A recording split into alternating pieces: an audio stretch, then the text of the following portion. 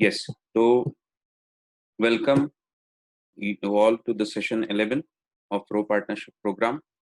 Types of real estate products, types of real estate developments and residential products. And उसमें किस तरह का हम इनकम हमको भी होगा और उसमें किस तरह का एक कमीशन स्ट्रक्चर वगैरह हम सबका होगा, इस पे आज हम डिस्कशन करते हैं। चलिए,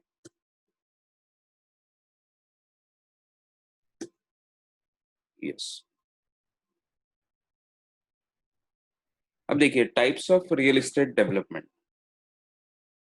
तो रियल एस्टेट में डेवलपमेंट की दो ब्रॉडली हमको टाइप्स करने पड़ेंगे और हम लोगों को, यानी जो अभी रियल एस्टेट के फील्ड में आ रहे हैं या रियल एस्टेट फील्ड में भले ही पहले से, पर हमारा जो अभी फोकस रहने वाला है आगे जाकर, उसमें ये दोनों समझ लेना बहुत जरूरी है।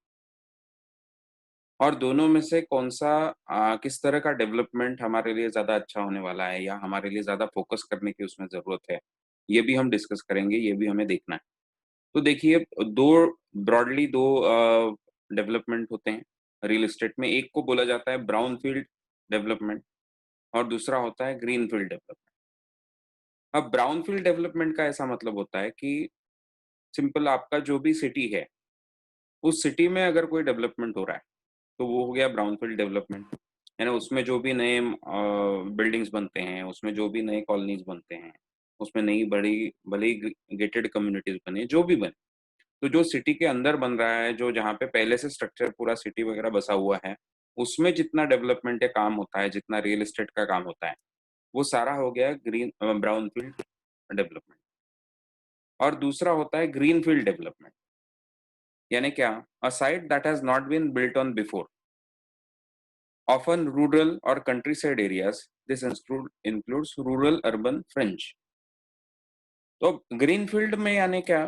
तो जहाँ पे पहले से सिटी वगैरह नहीं है, या तो वो रूरल एरिया है अभी, यानी जहाँ पे बहुत सा एग्रीकल्चर लैंड भी है, या बिल्कुल अनयूज्ड लैंड है, ऐसा जो एरिया होता है। और नॉर्मली वो जो अपना अर्बन एरिया होता है, अब अर्बन एरिया में हमको पता है कि म्युनिसिपल कॉरपोरेशंस वगैरह होते हैं, तो कॉरपोरेशन का खुद का एक एरिया डिमार्केटेड होता है कि ये हो गया सिटी लिमिट, इसके अंदर आओगे तो कॉरपोरेशन का एरिया हो गया।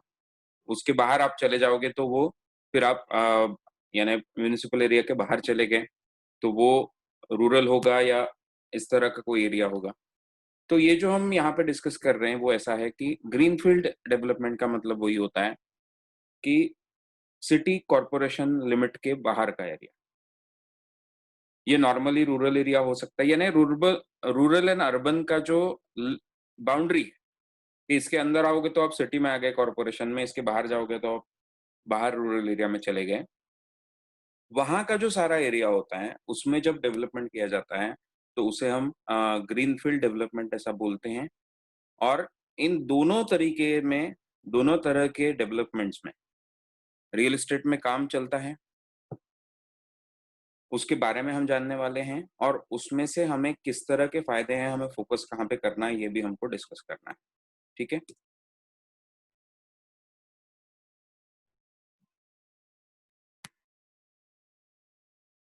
अब इसमें कैसे बोलेंगे आप कि एनी, अब एक तो हो गया any new development inside a city, यानी कोई नया बिल्डिंग बन रहा है, कोई नई कॉलोनी बन रही है, उसमें रीडेवलपमेंट भी होगा या नॉर्मल डेवलपमेंट भी होगा। यानी या तो नॉर्मल खाली प्लॉट्स हैं, वहां पे नई बिल्डिंग बन रही है, बट वो सिटी के अंदर है, वो कॉर्पोरेशन एरिया के अंदर है, तो उसे हमें ब्राउनफील्ड बोलना है। क्योंकि वहां के बाकी रेस्ट्रिक्शन है, इस पे हम आएंगे कि उसे उसके क्या क्या एडवांटेजेस होते हैं या क्या उनमें क्या डिफरेंस है ब्राउन फील्ड और ग्रीन फील्ड में, ये भी हम समझ लेंगे। बट भले ही खाली प्लॉट है या रीडेवलपमेंट है, कोई पहले की बिल्डिंग बनी हुई है, उसमें आप उसको आप रीडेवलप कर रहे हो, तो जो भी है वो दोनों प्रोजेक्ट्स आएंगे ब्राउन फील्ड डेवलपमेंट में आएंगे। इसके अलावा जैसे स्मार्ट सिटी प्रोजेक्ट्स जो हैं, अपने स्मार्ट सिटी प्रोजेक्ट्स में अलग अलग प्रोजेक्ट्स, 100 स्मार्ट सिटी के प्रोजेक्ट्स अभी के सरकार ने लिए हैं, हमको पता है। और उसमें जैसे फिर भुवनेश्वर हुआ, पुणे हुआ, सूरत हुआ, जयपुर हुआ, कोची हुआ, यानी पहले जो 5 जिनमें फोकस किया जा रहा था वो थे। 20 सिटीज को पहले हमने लिया हुआ है एज फोकस एरियाज करके, और ऐसे 100 सिटीज में काम चल रहा है। तो अब ये जो स्मार्ट सिटी प्रोजेक्ट्स हैं, यहाँ इनका, इनके अंडर वो सिटी का जो अ, पूरा इंफ्रास्ट्रक्चर है, गवर्नमेंट इंफ्रास्ट्रक्चर है, उसमें रोड्स हों, उसमें पाइपलाइन्स हो, उसमें इलेक्ट्रिकल स्ट्रक्चर हो, सिटी का मेंटेनेंस करने के लिए एंड सिटी का जो भी हमारे यानी सिटी के इंफ्रास्ट्रक्चर रिलेटेड जो इश्यूज़ होते हैं, जो म्युनिसिपल कॉर्पोरेशन देखता है सिटी का, वो सारे इंफ्रास्ट्रक्चर को स्मार्ट बनाने के लिए काम चल रहा है। अब ये जब काम करना है तो आपको समझ में आ रहा होगा कि वहाँ का जो पहले का इंफ्रास्ट्रक्चर है, उसको उसे बदल के काम करना पड़ेगा। तो उसे कितना हम बदल सकते हैं उसके लिमिटेशन होंगे। जैसे पूना जैसी सिटी में आप आएँगे या कोई भी ओल्ड सिटी आप ले लीजिए, तो वहाँ पे आप देखोगे तो ओल्ड जो सिटी का स्ट्रक्चर्स होते हैं, आप अगर सिटी के ओल्ड एरियाज़ में चले गए, जैसे दिल्ली में आप पुरानी दिल्ली में चले जाएँगे, हर सिटी में कोई ना कोई ओल्ड स्ट्रक्चर होता है, जहाँ पे वो एरिया में पूरा बेसिकली वो शुरू वहाँ से हुई हुई। वहाँ पे आप देखोगे तो वहाँ के घर जो हमेशा पुराने तरीके से रहेंगे, उनमें डिस्टेंसेस वगैरह भी कम होंगे, क्योंकि नए जो मॉडर्न तरीके से हम घरों को परमिशंस वगैरह देते हैं, वैसे रूल्स वहाँ पे फॉलो नहीं होंगे। रास्ते छोटे होंगे, क्योंकि तब ट्रैफिक नहीं था। तो ये जो स्ट्रक्चर्स होते हैं, तो उसमें आपको समझ में आ रहा होगा कि जब पुराना स्ट्रक्चर होता है पहले से बना हुआ, उसमें डेवलपमेंट करने को लिमिटेशंस होते हैं। तो वही चीज़ है, ब्राउन भले ही आपका सिटी का अभी नए पार्ट्स में भी आ गया है, बट वहाँ पे भी जो स्ट्रक्चर बन चुके हैं, उनमें भी जब चेंजेस करने होते हैं, तो वो ज़्यादा डिफ़िकल्ट चीज़ है, उसको लिमिटेशंस भी है और जो पहले का बना हुआ है, उसका ध्यान रखते हुए हमको ये सारा डेवलपमेंट करना पड़ता है।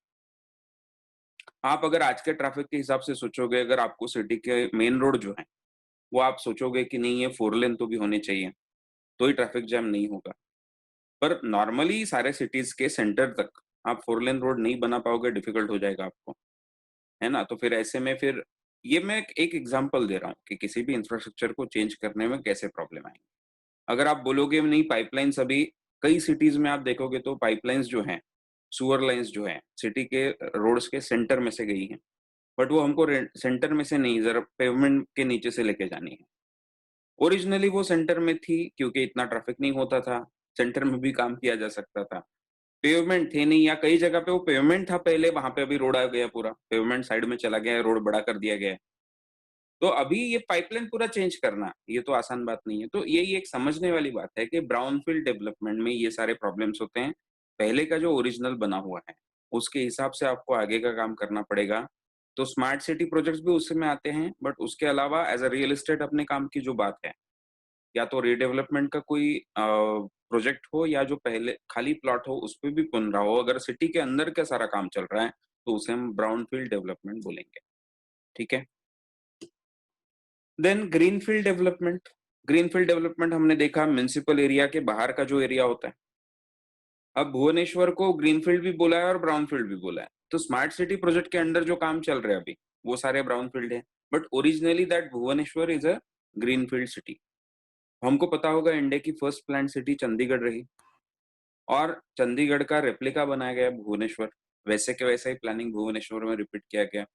तो ये जो है, ये प्लान्ड सिटीज़ थे ऐसी जगहों पे जहाँ पे पहले सिटी नहीं थी। वो रूरल एरिया था, वहाँ पे एग्रीकल्चरल लैंड था या बैरन लैंड था और वहाँ पे सिटीज़ बसाए गए। तो चंडीगढ़ वैसा एक एग्ज़ाम्पल हमारे देश में हमको पता है, जो प्लान्ड सिटी है, भुवनेश्वर फिर वैसे ही बनाया गया। न्यू बॉम्बे वैसा बसाया गया, बॉम्बे के बगल में न्यू बॉम्बे पूरा वैसा बनाया गया है जो प्लान्ड सिटी है। ज़्यादातर ये सारे सिटीज़ हमको पता है कि ये तीनों सिटी एक्चुअली सिडको के अंडर आते हैं, सिडको कॉर्पोरेशन पूरा इन सिटीज़ का डेवलपमेंट उसने देखा हुआ है। यस, न्यू बॉम्बे यानी नवी मुंबई, ट्रू। तो वो सारा उसमें आता है। तो ये प्लान्ड सिटी के एग्ज़ाम्पल्स हैं जो ग्रीनफ़ील्ड डेवलपमेंट में आते हैं। इसके अलावा आप कुछ आते हैं ग्रीनफ़ील्ड डेवलपमेंट में जैसे अभी इन पे तो जाएँगे हम, ये देखने वाले हम, पर इसके मैं एग्ज़ाम्पल और डाले थे मैंने। ठीक है, वो स्लाइड शायद अब इसके अलावा जैसे पुणे के पास में एक लवासा करके सिटी है, वो अगेन ग्रीनफ़ील्ड है। या फिर एम्बी वैली करके सिटी आपने सुना होगा, वो ग्रीनफ़ील्ड है। तो ये अब इनमें से लवासा या एम्बी वैली ये बहुत प्रीमियम प्रोजेक्ट्स हैं, जिसके जिसके वो जगह में, वो सिटी में प्लॉट्स या घर हो जो भी है, वो प्रॉपर्टी काफ़ी महँगी है, तो बहुत अमीर लोग वैसे ही ले पाते हैं। बट ऐसे ही होते हैं ऐसा नहीं है। ये जो प्लान्ड सिटीज़ होते हैं, ग्रीनफ़ील्ड जो प्रोजेक्ट्स होने वाले हैं, वो सभी तरह के लोग वहाँ पे रह पाएँ, उसको लेके बनाए गए होते हैं, उसका सारा प्लान उसमें होता है। इसके अलावा अभी जो नए कई प्लान्ड सिटी देश में बन बन रहे हैं, इसमें जो फ़ेमस है अभी अमरावती की जो आंध्र प्रदेश जब तेलंगाना और आंध्र प्रदेश स्प्लिट हुआ, अब आंध्र प्रदेश का अभी भी वो अ, हैदराबाद जो पहले आंध्र प्रदेश का ये था कैपिटल, अब वो शिफ्ट होने वाला है पूरा तेलंगाना की तरफ, अभी दोनों शेयर कर रहे हैं। बट उसका भी कैपिटल सिटी बन रहा है अमरावती। तो अमरावती आंध्र प्रदेश में जो है वो अभी अभी वहाँ पे एक तरह से वो ग्रीनफ़ील्ड रूरल एरिया रहा है, अभी वो पूरी तरह से प्लान्ड सिटी बनता जा रहा है। दूसरा, अहमदाबाद के पास में ढोलेरा करके सिटी है, वो भी अभी पूरा प्लान्ड सिटी बनने की कोशिश है। इन दोनों प्रोजेक्ट्स के बारे में थोड़ा शॉर्ट में हम देखते हैं, थोड़े शॉर्ट वीडियोज़ मैं आपके साथ में शेयर करता हूँ, उन्हें मिलके देखते हैं। तो ग्रीनफ़ील्ड प्रोजेक्ट्स में कैसा फ़ायदा होता है, ये आपको उसमें कैसे रिज़ल्ट आते हैं, ये हमको समझ में आएगा। फिर उसका एक एनालिसिस भी हम शॉर्ट में करेंगे और फिर आगे बढ़ेंगे। सारी बात आपको समझ में आ रही है दोस्तों, मैं जो बोल रहा हूँ? कोई प्रॉब्लम है इसमें आपको? या धोलेरा इन गुजरात?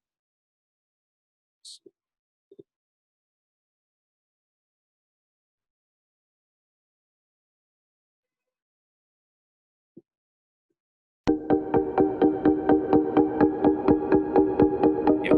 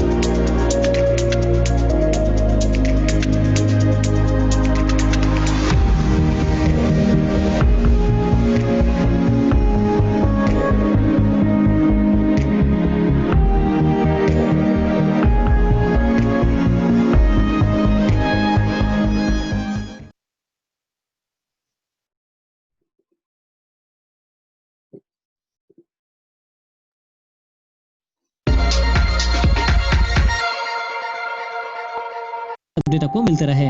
गुजरात के अंदर बन रहे इंडस्ट्रियल सिटी धोलेरा भारत सरकार का एक महत्वपूर्ण प्रोजेक्ट है।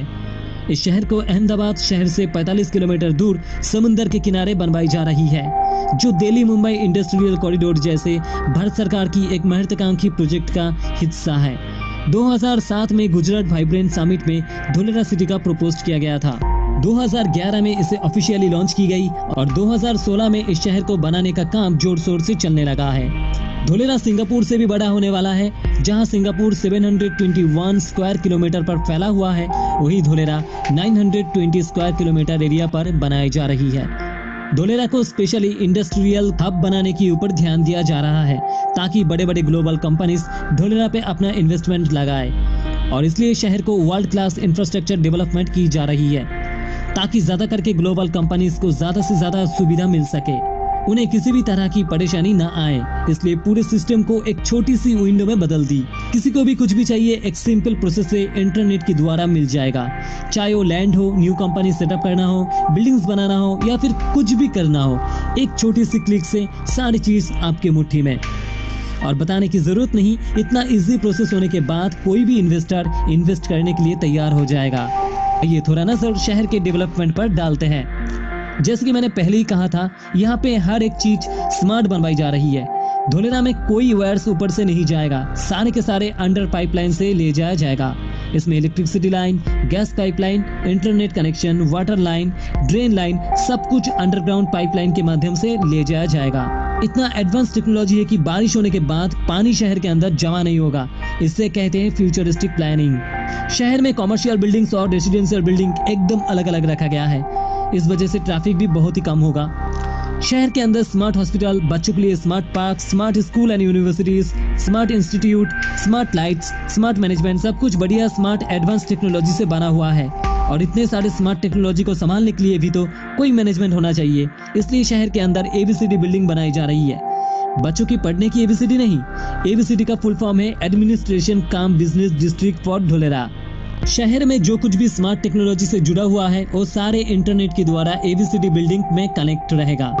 इन सारे टेक्नोलॉजी को मॉनिटरिंग के लिए 24 आवर्स लोग रहेंगे।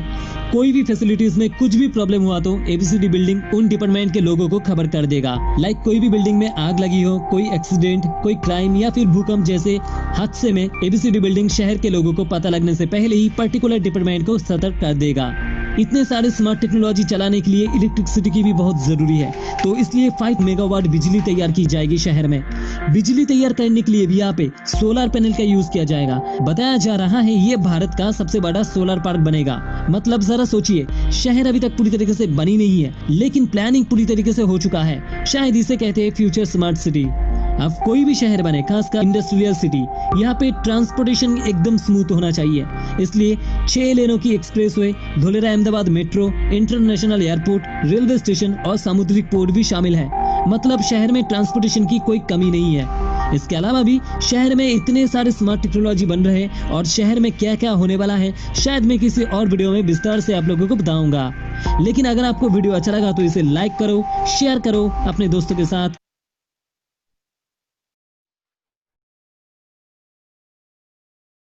यस। तो हम देख पा रहे हैं कि जब इस तरह का प्लान्ड सिटी हम करते हैं, तो उसमें किस तरह से हम पूरे नए चेंजेस ला सकते हैं। जो आज का टेक्नोलॉजी है उसे पूरा का पूरा इस्तेमाल कर सकते हैं। यानी क्या होता है, क्योंकि इंजीनियरिंग तो डेवलप होता जाता है, बट उसे आप यानी आप उसके हिसाब से आप लेटेस्ट सारे टेक्नोलॉजी अगर इस्तेमाल करनी है आपको आपके सिटी में, बट ओल्ड सिटीज में वो सब इस्तेमाल करने में आपको प्रॉब्लम आएगा, जो ब्राउन डेवलपमेंट होता है उसमें। तो भले ही आपके बिल्डिंग में आप सब लेटेस्ट यूज कर लोगे, बट सिटी के इंफ्रास्ट्रक्चर में सारा लेटेस्ट लाना ज़्यादा डिफिकल्ट हो जाएगा। बट यही हम देखते हैं जब ग्रीन फील्ड डेवलपमेंट कोई होता है, तो वो सारे नए इनोवेशंस को हम इस्तेमाल कर सकते हैं। सॉरी, हाँ,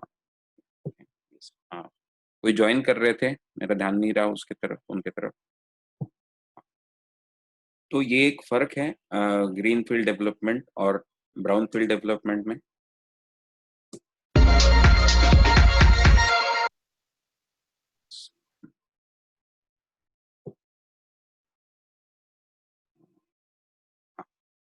यस। अब थोड़ा-सा जल्दी से हम हाइलाइट समझ लेते हैं दोनों के। जैसा हम देख चुके हैं, ब्राउन फील्ड यानी inside city corporation limit, green field outside होता है। फ्यूचर प्रोस्पेक्ट्स ब्राउन फील्ड के हाई टू पुअर होते हैं। फ्यूचर प्रोस्पेक्ट्स का मतलब रेट कैसे बढ़ेगा, उसका रिजल्ट आगे जाके कितने रेट बढ़ते जाएंगे। तो ब्राउन फील्ड में आप देखेंगे डिपेंडिंग ऑन द सिचुएशन, ये क्या सिचुएशन है अभी हम एंड में जब हम डिस्कस करेंगे अलग-अलग रेसिडेंशियल जो प्रॉपर्टीज़ होते हैं, उसमें आपको और क्लियरली समझ में आ जाएगा। But future prospect brown field में आप देखोगे तो हायर टू प्योर आपको पूरा रेंज मिल जाएगा। बट जो ग्रीन फील्ड डेवलपमेंट्स होते हैं, उसमें फ्यूचर प्रोस्पेक्ट्स बहुत हाई होते हैं, बहुत ज़्यादा होते हैं। कैसे, इस पे हम फिर से बात करते हैं। सेकेंडली, ब्राउन फील्ड में easier to get planning permission as councils want these sites to be used. अब सीधा सिटी के अंदर आपको एक तो नॉर्मल प्रक्रिया शुरू होती है। आपको बिल्डिंग का जो भी प्लॉट है उसके लिए आपको प्लान्स बनाने हैं, वो प्लान सारे आपको अप्रूव कराने हैं। प्लॉट पहले से अप्रूव्ड होते हैं, उसके साइज़ेस वगैरह वो सारे अप्रूव्ड होते हैं, उसके बाउंड्रीज़ वगैरह। तो यहाँ पे डेवलपमेंट करना आसान है सारा। बट ग्रीन फील्ड में आप देखोगे तो ग्रीन फील्ड में जब डेवलपमेंट करना होता है, तो उसके उसके लिए वो डेवलपमेंट अथॉरिटीज़ होते हैं, रीजनल डेवलपमेंट अथॉरिटीज़ होते हैं, उनके सारे प्लान होते हैं। उसमें ये सारी चीज़ें एक्सेप्टेड होनी चाहिए। आपको बहुत बड़ा लैंड लेना पड़ेगा सिटी के बाहर, तो वहाँ का वो लैंड एक्वायर करने से शुरू करना पड़ेगा। वो लैंड अभी या तो अनयूज्ड बैरन लैंड है, या तो फिर वो रूरल लैंड है, एग्रीकल्चरल लैंड है। अब उसे आपको अगर डेवलप करना है, तो उसके परमिशंस वगैरह काफ़ी ज़्यादा होते हैं, उसमें काफ़ी टाइम लगता है। उसका सारा प्लान बनने के बाद, वो प्लान बन के उसके अप्रूवल लोगों से लेने होते हैं, लोगों के तरफ से भी उसका जो वहाँ पे लोग अभी से रहते हैं, जिनका लैंड है वो, तो अगर वो प्राइवेट ओन्ड लैंड है, तो उनके हमको सारे सुझाव लेने पड़ते हैं। ये सारी चीज़ों को 1-1, 2-2 साल देना पड़ता है। ये पूरी प्रोसेस होती है। तो वो प्रोसेस परमिशंस छोटी बात नहीं है। ये कोई एक डेवलपर आसानी से नहीं कर सकता है। तो इसके लिए ये एक फ़र्क है दोनों में, समझ लीजिए। उसे वक़्त लगता है, वो सारा वो प्लान के हिसाब से होता है, इस पे हम फिर से आने ही वाले हैं। फिर utilities such as water and electricity are already provided. अब आप ब्राउनफ़ील्ड सिटी में कोई काम करना है, तो वहाँ तक तो प्लॉट तक आपके इलेक्ट्रिसिटी एंड वाटर वगैरह सारा अवेलेबल है, तो उसके लिए अलग से आपको प्लानिंग नहीं करना है। रोड्स ऑलरेडी एक्सिस्ट, आपके प्लॉट के आस-पास तक या वो एरिया तक या रीडेवलपमेंट या कोई भी हो, रोड्स पहले से हैं। टाउन सेंटर वगैरह जो हैं, यानी जो भी ऑफिसेज़ हैं, सिटी के ऑफिसेज़ हैं, सिटी टाउन सेंटर्स हैं, वो सब पास में हैं, क्योंकि आप सिटी में ही रह रहे हो, सिटी में आपका डेवलपमेंट चल रहा है। Commuting time is very low, आप सिटी के अंदर कम्यूट आपको करना है, तो वो टाइम आपका लोएस्ट रहेगा। ग्रीन फील्ड में जैसा हमने देखा, फ्यूचर प्रोस्पेक्ट हाई होते हैं। ग्रीन फील्ड में और एक फ़ायदा होता है, जो अभी बोला, दोनों इसमें देखिए आपने, अमरावती वाला जो आपने वीडियो देखा होगा और ढोलेरा वाला देखा होगा। दोनों में देखिए तो क्लियर डिमार्केशन है रेसिडेंशियल एरियाज़ और कमर्शियल प्रॉपर्टी एरियाज़। तो इंडस्ट्रियल एरियाज़ भी हो, कमर्शियल एरियाज़ भी हो और रेसिडेंशियल एरियाज़, इन दोनों को अगर अलग-अलग रख दोगे, क्योंकि दोनों के रिक्वायरमेंट्स अलग होते हैं। दोनों के बिल्डिंग शेप्स, बिल्डिंग साइज़ेस और ओवरऑल रिक्वायरमेंट्स अलग होने वाले हैं। तो उस हिसाब से अगर 2 एरिया में हम डिमार्क कर देंगे, तो दोनों के लिए बेटर कंडीशंस बन जाते हैं। और ट्रैफिक भी ज़्यादा अच्छे से वो हम मेंटेन कर पाते हैं। तो इस हिसाब से एक फ़ायदा ग्रीनफ़ील्ड का होता है कि क्लियर डिमार्केशन होता है इन चीज़ों में। बेटर प्लानिंग एंड फैसिलिटीज़, ज़्यादा अच्छे से प्लान किया जा सकता है। ग्रीनफ़ील्ड देखिए, वहाँ पे कुछ भी नहीं है, तो पूरा आपको फ्रॉम स्क्रैच बनाना है।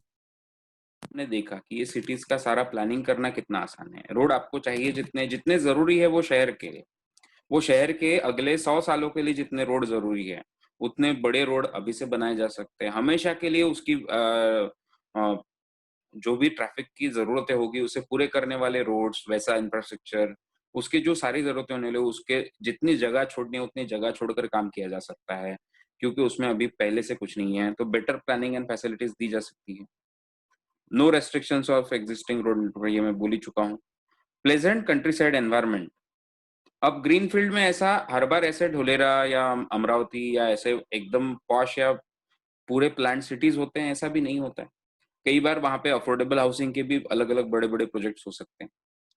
बट और वो भी हमारे लिए बहुत इम्पोर्टेंट है। ग्रीनफ़ील्ड में और इसके अलावा, ऐसे प्लान्ड सिटीज़ के अलावा, ऐसे भी प्रोजेक्ट्स आते हैं जो बड़ी गेटेड कम्युनिटीज़ होंगी, बड़े टाउनशिप, छोटे या मिनी सिटीज़ जिसे हम बोलते हैं। सिटी के आस-पास में वो बनते हैं, बाउंड्री के बाहर। तो वो जो होते हैं वहाँ पे भी और लोगों को वहाँ पे रहना भी पसंद आएगा, क्योंकि वो ज़्यादातर रूरल एरिया के पास में है, नेचर के पास में है। तो उसके कारण आप देखेंगे तो एनवायरनमेंट के पास आप रह रहे हो, कंट्री साइड जैसा आपको फीलिंग मिल रहा है, तो उसके हिसाब से भी लोगों को पसंद होता है। वहाँ पे आप गार्डन्स के लिए जगह छोड़ पाओगे, पार्क्स के लिए अच्छी जगह होगी। तो ग्रीनफील्ड एरियाज़ में ओवरऑल जिसे हम बोलेंगे क्वालिटी ऑफ लिविंग जो होता है, वो ज़्यादा अच्छा दिया जा सकता है क्योंकि उसके लिए वहाँ पे जगह अवेलेबल होती है, वो आसानी।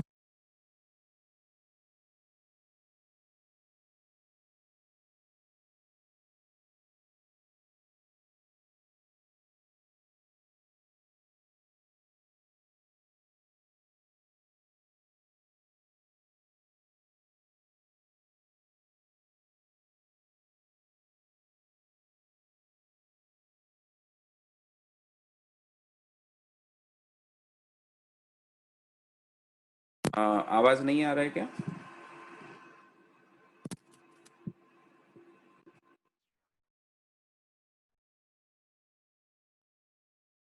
ओके, आ गया?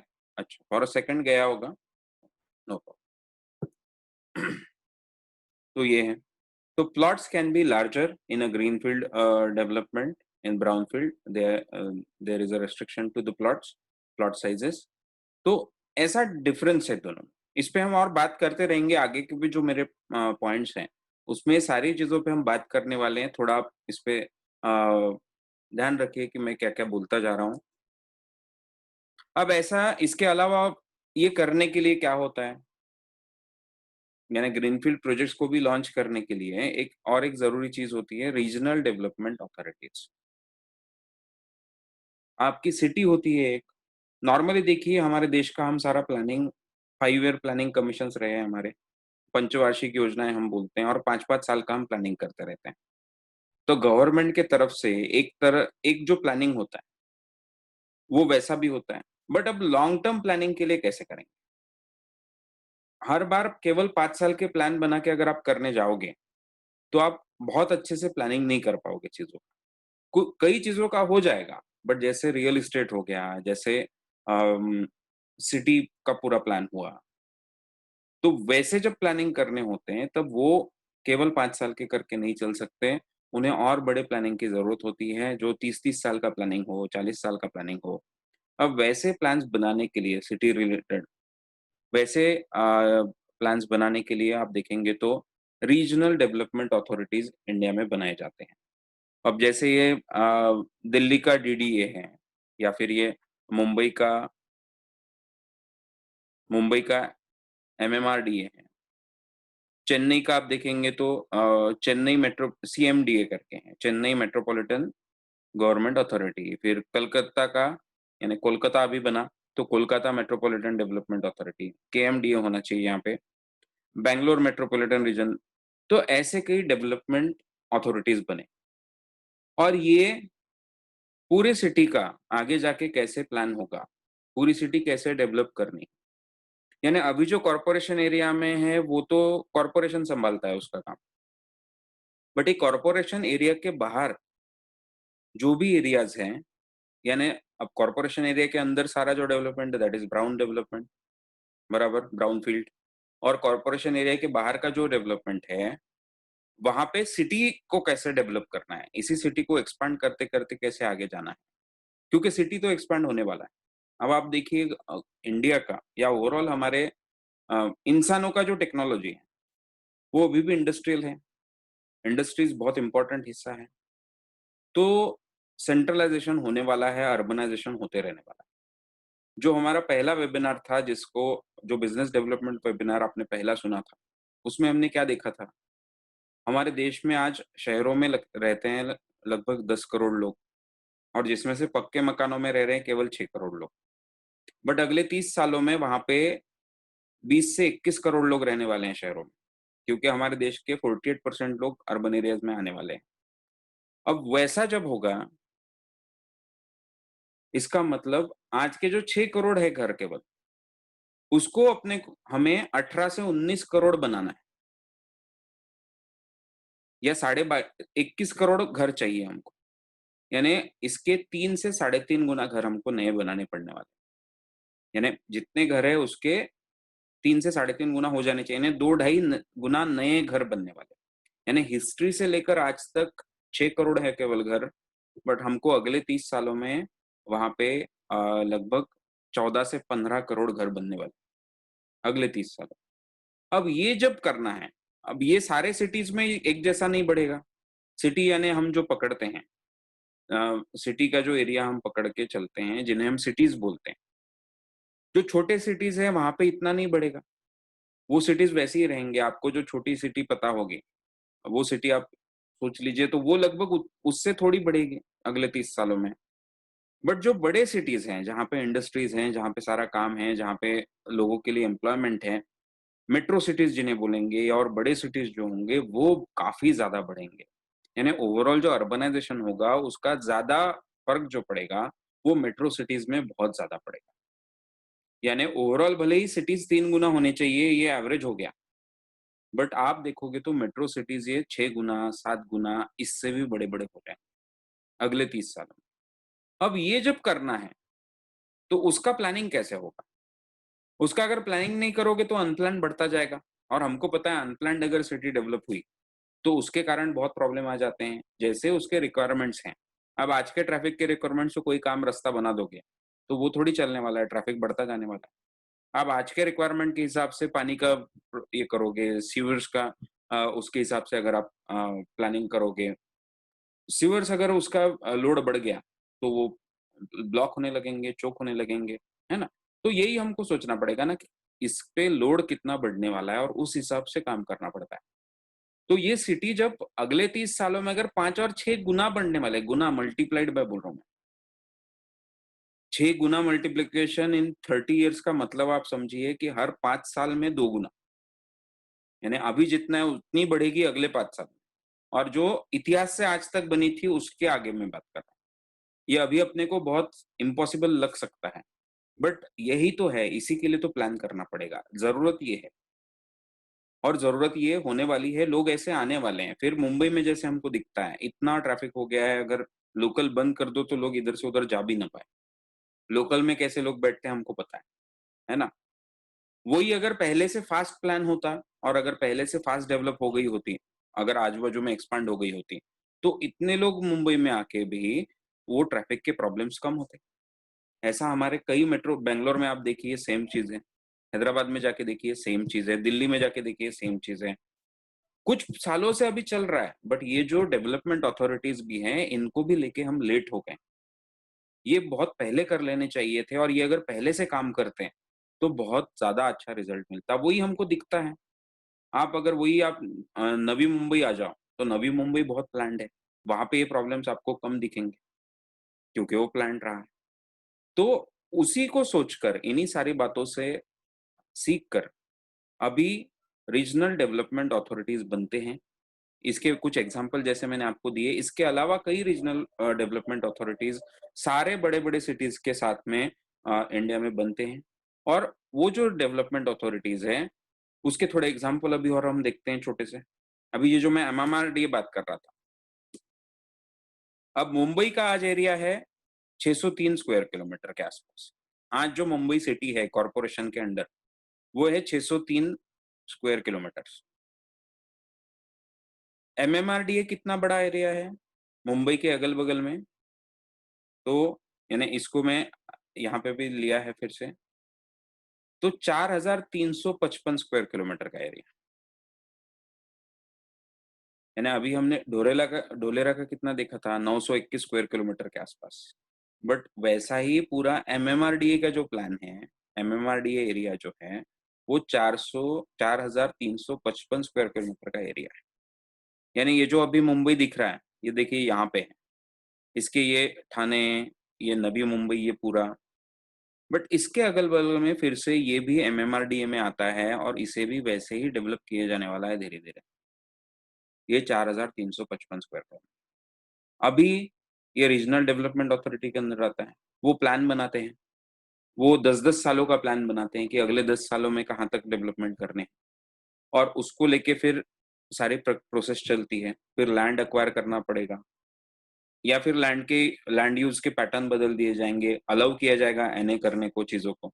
एग्रीकल्चरल लैंड होगी तो उसे एनए कर दिया जाएगा या अगर वो गवर्नमेंट की लैंड होगी तो उसे अलॉट किया जाएगा, उसके कोई प्रोजेक्ट बनाए जाएँगे, रेसिडेंशियल या कमर्शियल या जो भी। हर तरह से हमको ये जो पूरा लैंड है, केवल रेसिडेंशियल तो नहीं करना है ना। इसमें तो उल्टा हमें इंडस्ट्रीज़ बढ़ाने हैं अभी भी। तो कमर्शियल एरियाज़ भी डिमार्क किए जाएँगे, कमर्शियल एरिया के लिए जो बेटर जगह है उसके हिसाब से। तो ये जो सारे प्लान हैं, ये एमएमआरडीए करेगा मुंबई के लिए, कि कमर्शियल एरियाज़ कहाँ-कहाँ पे बढ़ाते जाने हैं, फिर उसके हिसाब से रेसिडेंशियल एरियाज़ कहाँ-कहाँ पे बढ़ाने हैं। उसमें कैसे उसका सारा प्लान कैसे प्लॉट्स हों, क्या हो, पूरी कॉलोनीज़ कैसे हो, तो ये सारा जो प्लान है, ये चलता रहता है। उसके हिसाब से उसके परमिशंस लेना, उसके प्लान डिक्लेयर करना, जो लैंड लेने पड़ने वाले लोगों से उसकी इन्फॉर्मेशन उन लोगों को देना, उनके जो भी ऑब्जेक्शन है उसे हैंडल करना, या ऑब्जेक्शन हैंडल करने के लिए 1-1 साल का वक़्त दिया जाता है। 1 साल में आपके सारे सजेशन दो, आपके जो भी ऑब्जेक्शंस हैं वो दो, और वो सब करके वो धीरे-धीरे डेवलप होता है। तो इन एरियाज़ में अभी डेवलपमेंट होने वाला है। अब वैसे ही पुणे में आप देखेंगे तो पुणे आज है 331 स्क्वायर किलोमीटर में, आज पुणे का सिटी है। ये जो येलो वाला पोर्शन आपको दिख रहा है ना, ये mainly Pune city. But PMRDA जो है, वो कितना है? 7,256 स्क्वायर किलोमीटर का एरिया। ये देखिए, ये जो रेड बाउंड्री में आपको दिख रहा है पूरा, यानी ये जो अभी ये हमारा ब्राउन डेवलपमेंट है, ब्राउन फील्ड एरिया है, और यहाँ पे बगल में जो बनने वाला है अभी, ये ग्रीनफील्ड एरिया बनने वाला है। तो इस तरह से डेवलपमेंट करना पड़ने वाला है। इसमें अभी देखिए कि इसमें म्युनिसिपल कॉर्पोरेशंस ही, यानी पुणे और पिंपरी चिंचवड वगैरह करके 3 आते हैं। कैंटोनमेंट बोर्ड्स कॉर्पोरेशन अभी 2 हैं। म्युनिसिपल काउंसिल 7 आते हैं।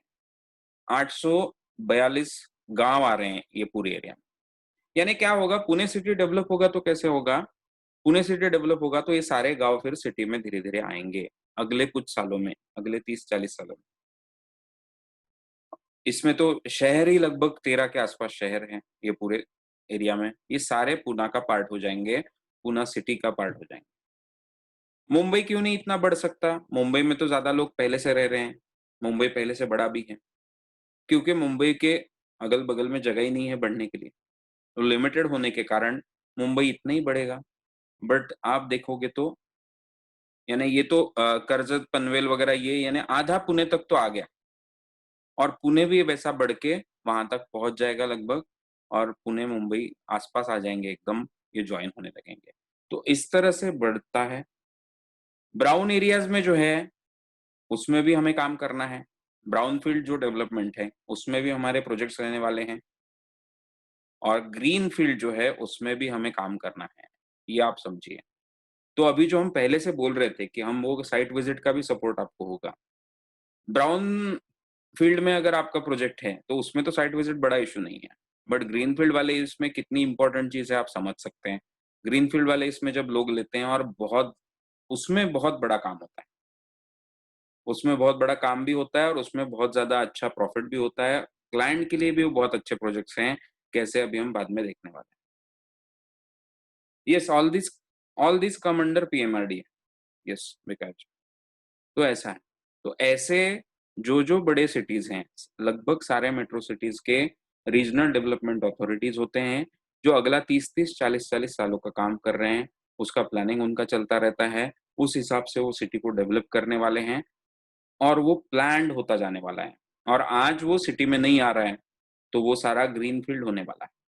तो हमारा बहुत बड़ा काम ग्रीनफ़ील्ड एरियाज़ में भी रहने वाला है। ये आपको समझ में आए, ये दोनों में क्या डिफ़रेंस होता है, दोनों का एक लेकर एक विज़न आपके दिमाग में तैयार हो जाए, इसके लिए हमने ये टॉपिक जानबूझ के हम ले रहे हैं, ठीक है? तो अभी चलो, अभी अपना जो मेन टॉपिक था जिसके लिए हम ये सब ले रहे थे, types of real estate products. अब ये तो बेसिकली तो हमको पता है, residential, commercial, industrial and vacant land. तो इसके और अगर हम सब कैटेगरीज़ करने लगे, तो ये आएँगे रेज़िडेंशियल, कमर्शियल तो है, ठीक है, चलो लैंड एंड प्लॉट्स। अब special use and mixed use, अब ये क्या है ज़रा हम देखते हैं बाद में, ये आज नहीं होगा कल होगा। आरईआईटी आरआईटी रीट जिसे बोलते हैं, ये क्या है ये भी ज़रा देखते हैं।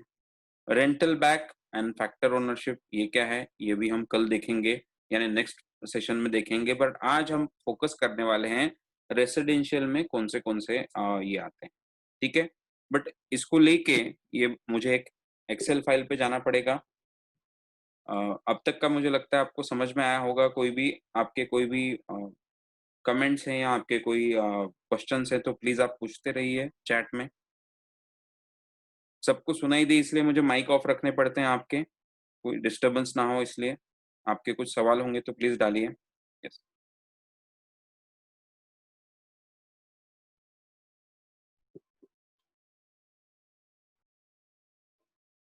यस। अब रेसिडेंशियल प्रॉपर्टीज़ की हम बात कर रहे हैं और इसमें हमें ठीक है। अब रेसिडेंशियल प्रॉपर्टीज़ में देखिए 6 सब टाइप्स हम पकड़ सकते हैं। यस। फर्स्ट सब type is affordable housing. Affordable housing यानी क्या? इसका अगर आप एरिया देखोगे तो नॉर्मली इसका एरिया आता है अफोर्डेबल हाउसिंग के जो घर होते हैं, ये 200 से 800 स्क्वायर फीट तक। ये जब मैं एरिया बोल रहा हूँ तो रेरा के रूल्स के मुताबिक जो कारपेट एरिया है, उसकी हम बात कर रहे हैं। कारपेट एरिया क्या है रेरा के मुताबिक? आपको याद होगा? अगर याद है तो प्लीज़ चैट में डालिए। आप डालिए, मैं सुनता हूँ प्लीज़। मैंने ये सवाल पूछा आपको कि रेरा के अंडर कारपेट एरिया यानी क्या? उसका क्या डेफिनेशन?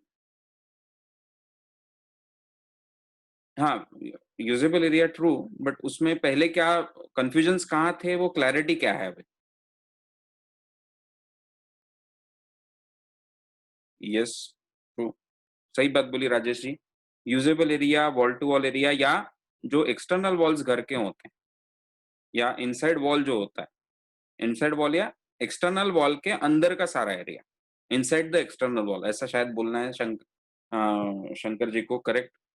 तो जो मेन एक्सटर्नल वॉल्स घर के होते हैं, उसके अंदर का सारा एरिया, जो वॉल के नीचे नहीं आया हुआ है, वो सारा एरिया यानी कारपेट एरिया है, यानी जितना हम कारपेट डाल सकते हैं घर में वो। तो उस हिसाब से ये सारे कैलकुलेशंस हैं। टिकट साइज़ जो बोलते हैं, टिकट साइज़ का मतलब अ, वो प्रोडक्ट का बेसिक कितना कॉस्ट होगा। तो एक सेल यानी एक टिकट हो गया समझिए। तो 1 यूनिट का कॉस्ट यानी हो गया टिकट साइज़। तो टिकट साइज़ रेंज यानी कितने कॉस्ट में ये होते हैं, अफोर्डेबल हाउसिंग में जो घर होते हैं, इतने स्क्वायर फुट में बने होते हैं। और अगर 1 रूम किचन है, तो वो आज लगभग 10 लाख से शुरू होता है और ये लगभग 28 लाख तक 3 बीएचके के फ्लैट्स 28 लाख तक जाते हैं। और इसका एवरेज टिकट साइज़ यानी ये एवरेज रेंज हो गया पूरा, एवरेज निकालोगे तो 20 लाख के आस-पास आएगा। आपने पहले जो हमारा प्रेज़ेंटेशन था उसमें हमने 20 बोला था, आपको याद होगा। देन आता है सेकंड इज़ बजट होम्स, अ, 350 से 900 square feet area, 1 BHK 25 lakh से शुरू होता है, 3 बीएचके 65 लाख के आसपास आता है और एवरेज टिकट साइज़ इसका होता है 40 लाख के आसपास।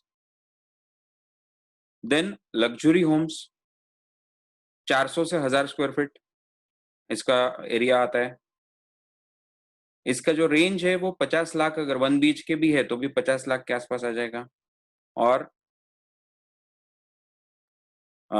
1 करोड़ तक इसका कॉस्ट होगा 3 बीएचके का और एवरेज टिकट साइज़ 75 लाख के आसपास पकड़ना पड़ेगा। सुपर लग्ज़री यानी 800 से 1600 स्क्वायर फीट के आसपास। टिकट साइज़ का रेंज आएगा 1 करोड़, यानी इसमें तो 1 बीएचके या R1 आर के होते नहीं हैं, 2 बीएचके से शुरू हो जाएगा। तो 1 करोड़ से लेके 2 करोड़ तक 4 BHK, average ticket size 1.5 crore का। प्रीमियम होम्स, उससे भी और महँगे या उससे भी प्रीमियम, तो 1000 स्क्वायर फीट से लेकर 2000 स्क्वायर फीट तक के होते हैं। इसमें 2 बीएचके के नीचे नहीं होते, तो 2 करोड़ का 2 बीएचके, 4 बीएचके लगभग 3.5 करोड़ का ऐसा रेंज होता है और एवरेज टिकट साइज़ आप 2 करोड़ 75 लाख के आसपास ले सकते हैं इसमें। और वीकेंड होम्स, विलास वगैरह भी होते हैं। अब ये 750 स्क्वायर फुट से लेके 3000 स्क्वायर फुट तक होते हैं। यानी छोटे भी होते हैं और इसमें रेंज ज़्यादा है और 15 लाख से लेकर तो 1.5 करोड़ तक वगैरह भी हो सकते हैं और एवरेज टिकट साइज़ का अगर आप पकड़ोगे तो 60 लाख के आसपास आएगा। तो ये हो गए 6 रेसिडेंशियल प्रॉपर्टीज़ जिन ये प्रोडक्ट्स हमारे पास में होते हैं। अब देखिए अफोर्डेबल होम्स, फिर से ऊपर आइए। इसका टारगेट कंज्यूमर क्या होता है? तो बॉटम ऑफ द पिरामिड यानी जो सबसे अफोर्ड कर पा रहे हैं घर खुद का, जो नहीं अफोर्ड कर पाते पर सिटी के पास में रहना है, वो आज स्लम्स में रहते हैं, वो घर ही नहीं ले पाते पक्का अपना। जो ले पा रहे हैं, इकोनॉमिक स्ट्रैटा में हम जो लोग घर ले पाएँगे, उनकी बात हम कर रहे हैं। इसके पहले हम दिख चुके हैं। कंज्यूमर पिरामिड हमारे एक सेशन का हिस्सा था और उसमें हमने देखा था कि आज से 20 सालों के बाद कैसे कंज्यूमर पिरामिड बदलते जाने वाला है और कैसे ज़्यादा से ज़्यादा लोग अफोर्ड कर पाने वाले हैं घरों को। तो वो जो बॉटम रहेगा उसका, उसकी हम बात कर रहे हैं यहाँ पे, भले ही वो पिरामिड के शेप में नहीं रहे, बट बॉटम का मतलब होता है जो मिनिमम घर अफोर्ड कर पाने वाले इकोनॉमिक स्ट्रैटा के लोग, वो सारे लोग इसके टारगेट होंगे ऑब्वियसली। इसका जो लोकेशन है, आप देखेंगे तो सिटी के बाहर होगा। अभी जो सिटी की बाउंड्री है, उसके बाहर होगा और उससे 10 से 20 किलोमीटर सिटी बाउंड्री के बाहर होता है। यानी सिटी बाउंड्री को लग के नहीं होता है, उसके बाहर 10 किलोमीटर और जाना पड़ेगा 10 से 20 किलोमीटर तक, वहाँ पे ये सारे अफोर्डेबल हाउसिंग के प्रोजेक्ट्स बनते हैं। बट ये बहुत अच्छे से कनेक्टेड बाय पब्लिक ट्रांसपोर्ट, बस और लोकल ट्रेन होते हैं सिटी से, क्योंकि इन लोगों को सिटी में आना है रेगुलरली, या तो रोज़ काम के लिए सिटी में आना है, तो वैसे हैं। और ट्रैवल टाइम लगभग प 45 मिनट से 60 मिनट का ट्रैवल टाइम होता है और यूजुअली विदिन द, और ये तो ऑब्वियसली जो डेवलपमेंट अथॉरिटी हमने बोला था अभी, यानी ब्राउन फील्ड के बाहर है, सिटी के बाहर है, ग्रीन फील्ड में है, बट डेवलपमेंट अथॉरिटी के अंडर अंडर ही होता है ये। तो ऐसे कई प्रोजेक्ट्स अफोर्डेबल हाउसिंग के होते हैं, ठीक है? यानी ये देखिए ग्रीन फील्ड के अंडर आएगा। आगे का मैं सारा एक-एक कॉलम लेने वाला हूँ, आपको समझ में आए इसलिए मुझे थोड़ा, क्योंकि इसमें इतना इन्फॉर्मेशन है, ये एक जो एक्सेल शीट मैं आपको दिखा रहा हूँ, इसमें इतनी ज़्यादा इन्फॉर्मेशन है कि आपको पूरा क्लियर हो जाएगा और उसके लिए मुझे थोड़ा आगे-पीछे जाना पड़ने वाला है। मुझे लगता है आपको सब दिख रहा होगा क्लियरली, आई होप। अगर कोई प्रॉब्लम है तो मुझे प्लीज़ बताइए। अब सेकंड आता है बजट होम्स। ये लोअर मिडल क्लास के लोग लेंगे। हम जैसे 4 क्लासेस इकोनॉमी के हिसाब से बोलते हैं। ये upper class, upper middle class, lower middle class and then lower classes या इकोनॉमिकली वीकर सेक्शन। तो ये जो ये अभी लोअर मिडल क्लास के लोग लेते हैं यहाँ पे। हाँ सॉरी, हमने ये देख लिया ना पहला। यस। अब ऊपर में हमने ऑब्जेक्टिव बात नहीं की थी, सॉरी ये रह गया अपना। ये जब लेते हैं अफोर्डेबल हाउसिंग, तो मेनली एज अ इन्वेस्टमेंट कई लोग लेते हैं और यानी जो लोग खरीदेंगे उसमें से 80% लोग फॉर इन्वेस्टमेंट लेंगे, बट 20% लोग रहने के लिए भी लेंगे। तो एंड यूज 20% लोग लेते हैं, मेनली फॉर इन्वेस्टमेंट 80% लोग लेते हैं। ईज़ी टू रेंट, ये ईज़ी टू रेंट होता है। यहाँ पे रेंट से देना बहुत आसान हो जाता है। रेंट से लोग आपको आसानी से मिल जाते हैं, इन्वेस्टमेंट करके लेने का फ़ायदा होता है।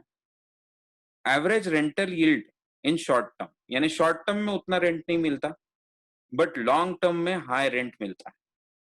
क्योंकि देखिए अभी सिटी के बाहर है तो रेंट अभी कम मिलेगा, बट वो जैसे ही सिटी के अंदर आना शुरू होगा, उसका रेंट बहुत बढ़ता जाएगा, तो high rental yield in long term. तो इसके पीछे के ऑब्जेक्टिव ये होते हैं। अब सेकंड जो हम बोल रहे हैं, यस, बजट होम्स होते हैं, वो लोअर मिडिल क्लास के लोग लेते हैं, जैसे मैंने अभी बताया। लोकेशन होता है outside corporation limit but attached to the boundaries. Boundary के 10-20 किलोमीटर, 10 किलोमीटर के आगे चले जाओ तो वो फिर अफोर्डेबल होम्स आएंगे। बजट होम्स अभी जो कॉर्पोरेशन का लिमिट है उसके बाहर में है, बट उसको लग के। यहाँ पे आप देखेंगे तो यानी डेवलपमेंट अथॉरिटी में तो वो चले गए लगभग, वो मिक्स है अभी। वो थोड़ा-सा ग्रीन फील्ड में है, थोड़ा-सा सेमी ग्रीन फील्ड हम उसे बोल सकते हैं, तो थोड़ा-सा ब्राउन फील्ड में। ये क्यों लेते हैं लोग?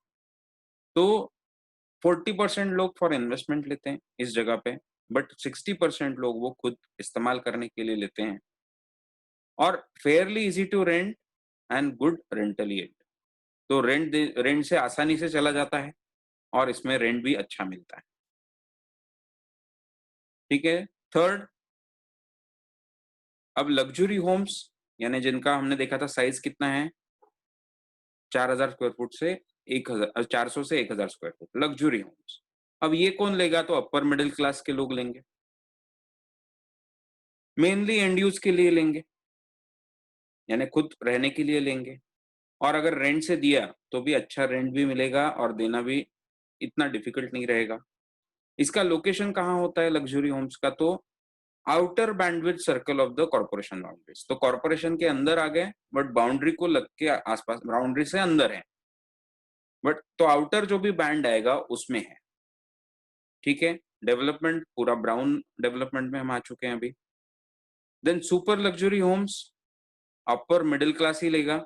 ये दोनों अपर मिडिल क्लास लेता है, budget and sorry luxury and super luxury. Mainly end use के लिए लेते हैं।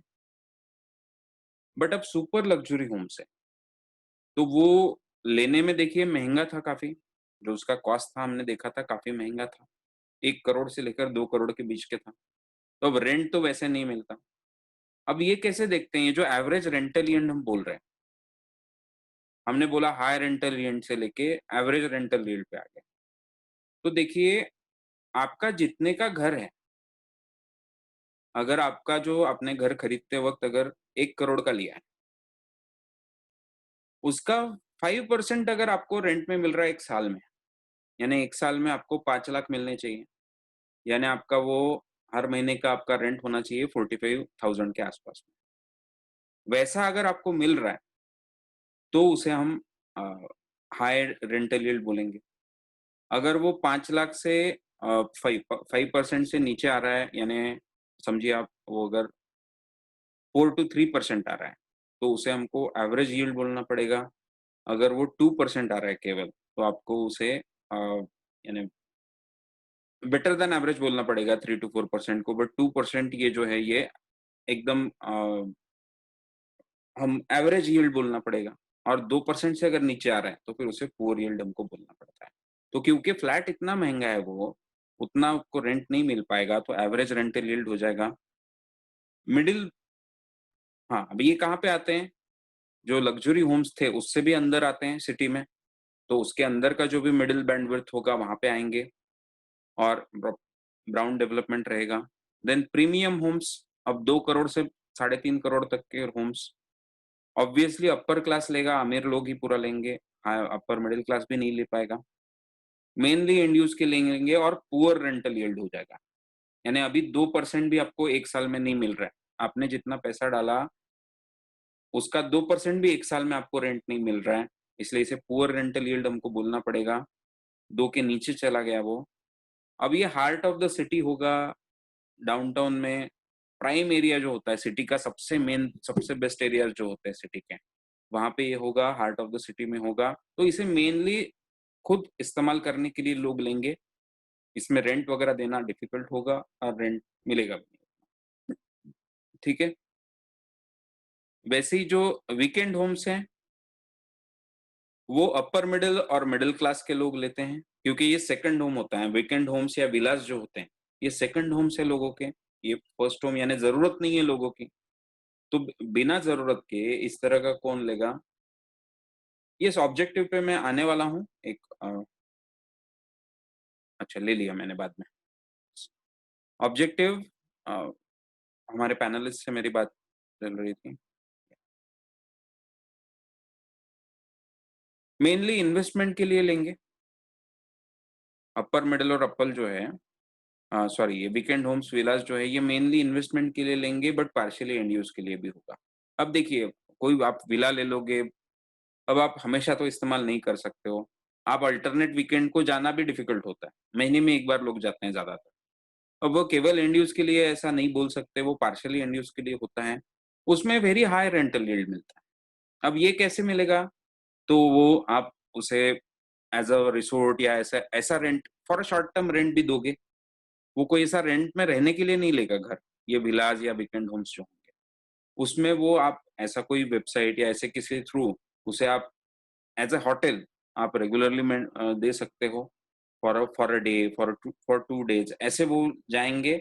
बट ऐसा बहुत अच्छा उसका रिज़ल्ट मिलता है, अच्छा रेंट मिलता है हाई, तो वैसा भी इसे एज़ अ रिसोर्ट यूज़ हो सकते हैं, इसके ये ऑब्जेक्टिव होता है। अब इसका लोकेशन ये 50 से 100 किलोमीटर दूर होता है सिटी बाउंड्री के। तो आपकी सिटी के जो बाउंड्री है, पेरिफेरी है, उससे 50 से 100 किलोमीटर दूर यानी, और ये रोड से कनेक्टेड होता है। पब्लिक ट्रांसपोर्ट से इस यहाँ पे जाने की कोई सोचता नहीं है। ये जो है ये आप कार से जा पाओ, मोटरेबल अच्छा रोड हो, 2 घंटे में आप पहुँचो ऐसे लोकेशन पे होता है। एक यूजुअली जो सिटी एरिया जो हमने जो देखा ना रीजनल डेवलपमेंट अथॉरिटी उसके भी बाहर होता है। बट जो ये जो कॉलोनीज नॉर्मली ये सारी चीजें सिक्योर्ड गेटेड कम्युनिटी में होती हैं, तो ये ज्यादा बेटर काम करती हैं। और इसमें सारे मॉडर्न डेवलपमेंट होते हैं, बहुत अच्छे एमिनिटीज होते हैं, ऐसे सारे ये एरियाज होते हैं। ये क्लोज टू नेचर होता है, सैनिक नॉर्मली होता है, पोल्यूशन फ्री होता है, ऐसी जगहों पे होता है। तो ये भी एक प्रोडक्ट है, हमको पता है। अब इसमें डेवलपमेंट जोन तो उसमें ग्रीन में आएगा, आप समझ सकते हैं। अब इसमें और एक चीज समझिए, आपको समझ में आए तो ये हम आपके साथ में शेयर कर देंगे। आप पहले अभी समझ लीजिए कहाँ पे क्या लिखा हुआ है, ओके? ये पूरा टेबल आपको याद नहीं रहेगा, उसका पॉलिसी हम तय करते हैं कैसा करेंगे। बट अभी कंपटीशन स्टेटस जो है, अब अफोर्डेबल हाउसिंग में अगर आपको काम करना है, आपको बिजनेस करना है, तो देखिए कंपटीशन पुअर रहता है और बहुत एडवांटेज रहता है फर्स्ट मूवर को। यहाँ पे कंपटीशन नहीं होने वाला है। आपको अगर यहाँ पे काम करना है, इन हाउसेस में काम करना है, तो आपको कम कंपटीशन मिलेगा, बेटर रिजल्ट आएँगे। और आप अगर वो पहले हमने शुरू कर दिया, हम जितना जल्दी मूव करेंगे उतना बेटर हमको रिजल्ट मिलता जाएगा। तो कंपटीशन स्टेटस ऐसा है। सेकंड, बजट होम्स जो होते हैं, इसमें फेयर कंपटीशन कंपटीशन बढ़ जाता है और फिर भी फेयरली गुड अपॉर्च्युनिटी भी होती है, इसमें अच्छी अपॉर्च्युनिटी है फिर भी काम करने की।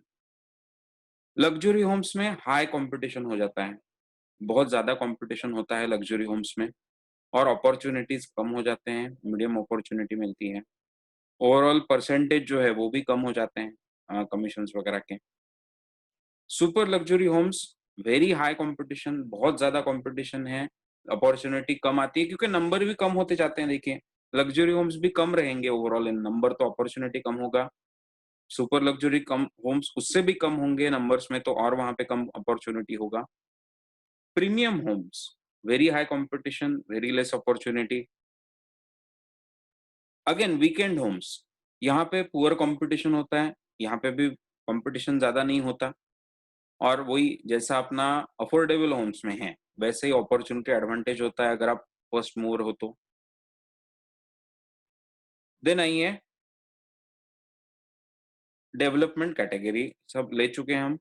फ्यूचर प्रोस्पेक्ट्स, फ्यूचर प्रोस्पेक्ट्स यानी क्या?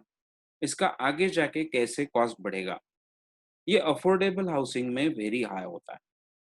तो अगर अफोर्डेबल हाउसिंग में आप काम करते हो और क्लाइंट उसमें लेता है, हमने देखा था यूज़ यानी एंड में ऑब्जेक्टिव क्या है? 80% लोगों का ऑब्जेक्टिव है वहाँ पे इन्वेस्टमेंट करना।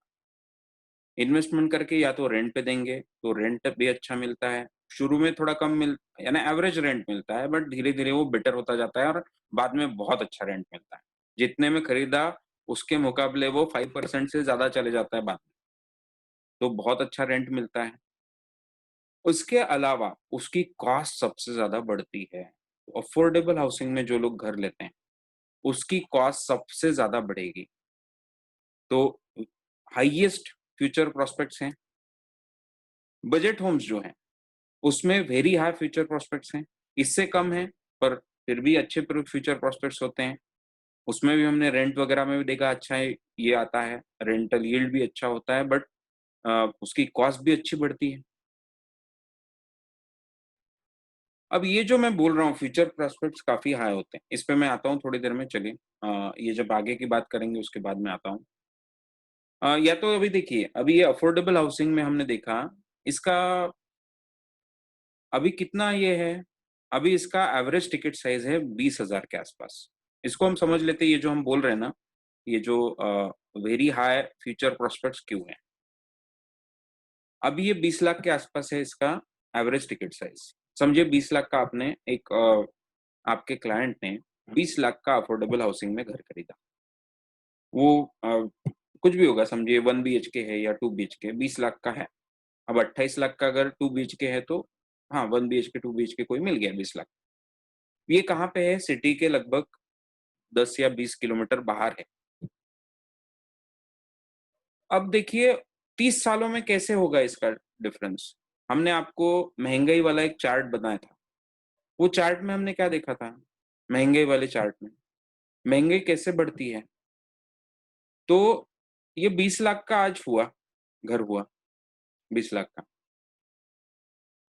ये 20 लाख का घर बनाने में यानी उसमें आप कॉस्टिंग वगैरह देखने जाओगे, तो आपको समझ में आएगा कि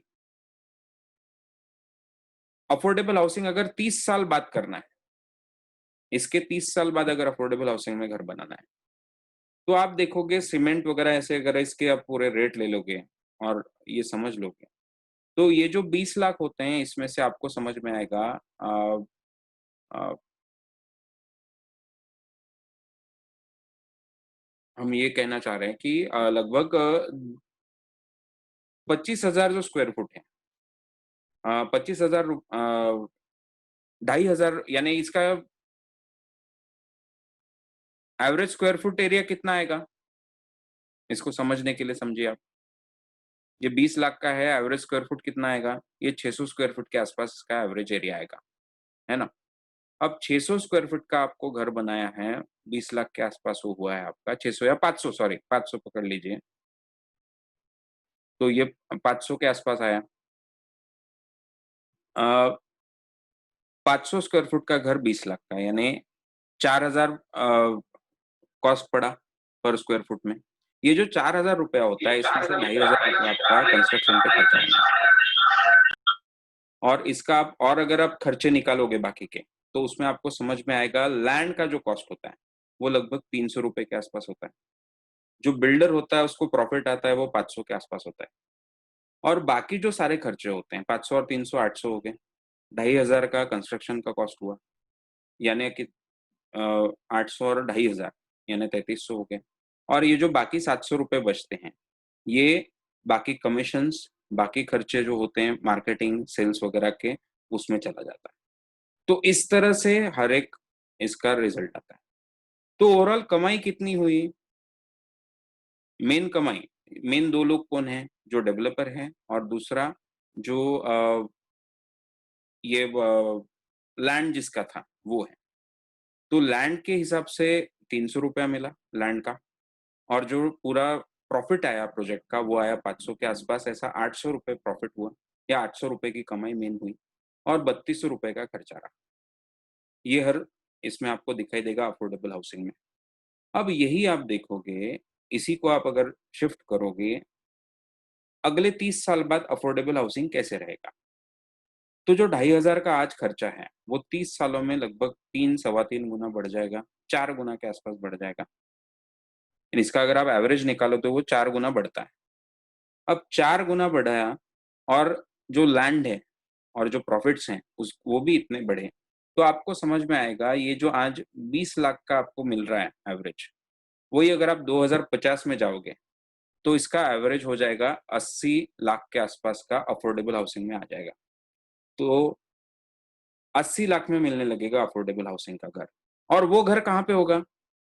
ये घर जहाँ पे है, ये तो अफोर्डेबल हाउसिंग में नहीं रहा ना, ये सिटी लिमिट के 10-12 किलोमीटर, 10 से 20 किलोमीटर बाहर था। अब 30 साल बाद जब अफोर्डेबल हाउसिंग के घर बनेंगे, वो इसके और 15 किलोमीटर आगे होंगे। ये तब सिटी लिमिट में आ चुका होगा और अब तब अफोर्डेबल हाउसिंग के जो घर होंगे, वो इसके आगे 15 किलोमीटर, 20 किलोमीटर पे होने वाले हैं। और तब आप देखोगे इस घर की जो कॉस्ट होगी, अब तब अफोर्डेबल घर की कॉस्ट है 80 लाख, तो इस घर की कॉस्ट कितनी होगी?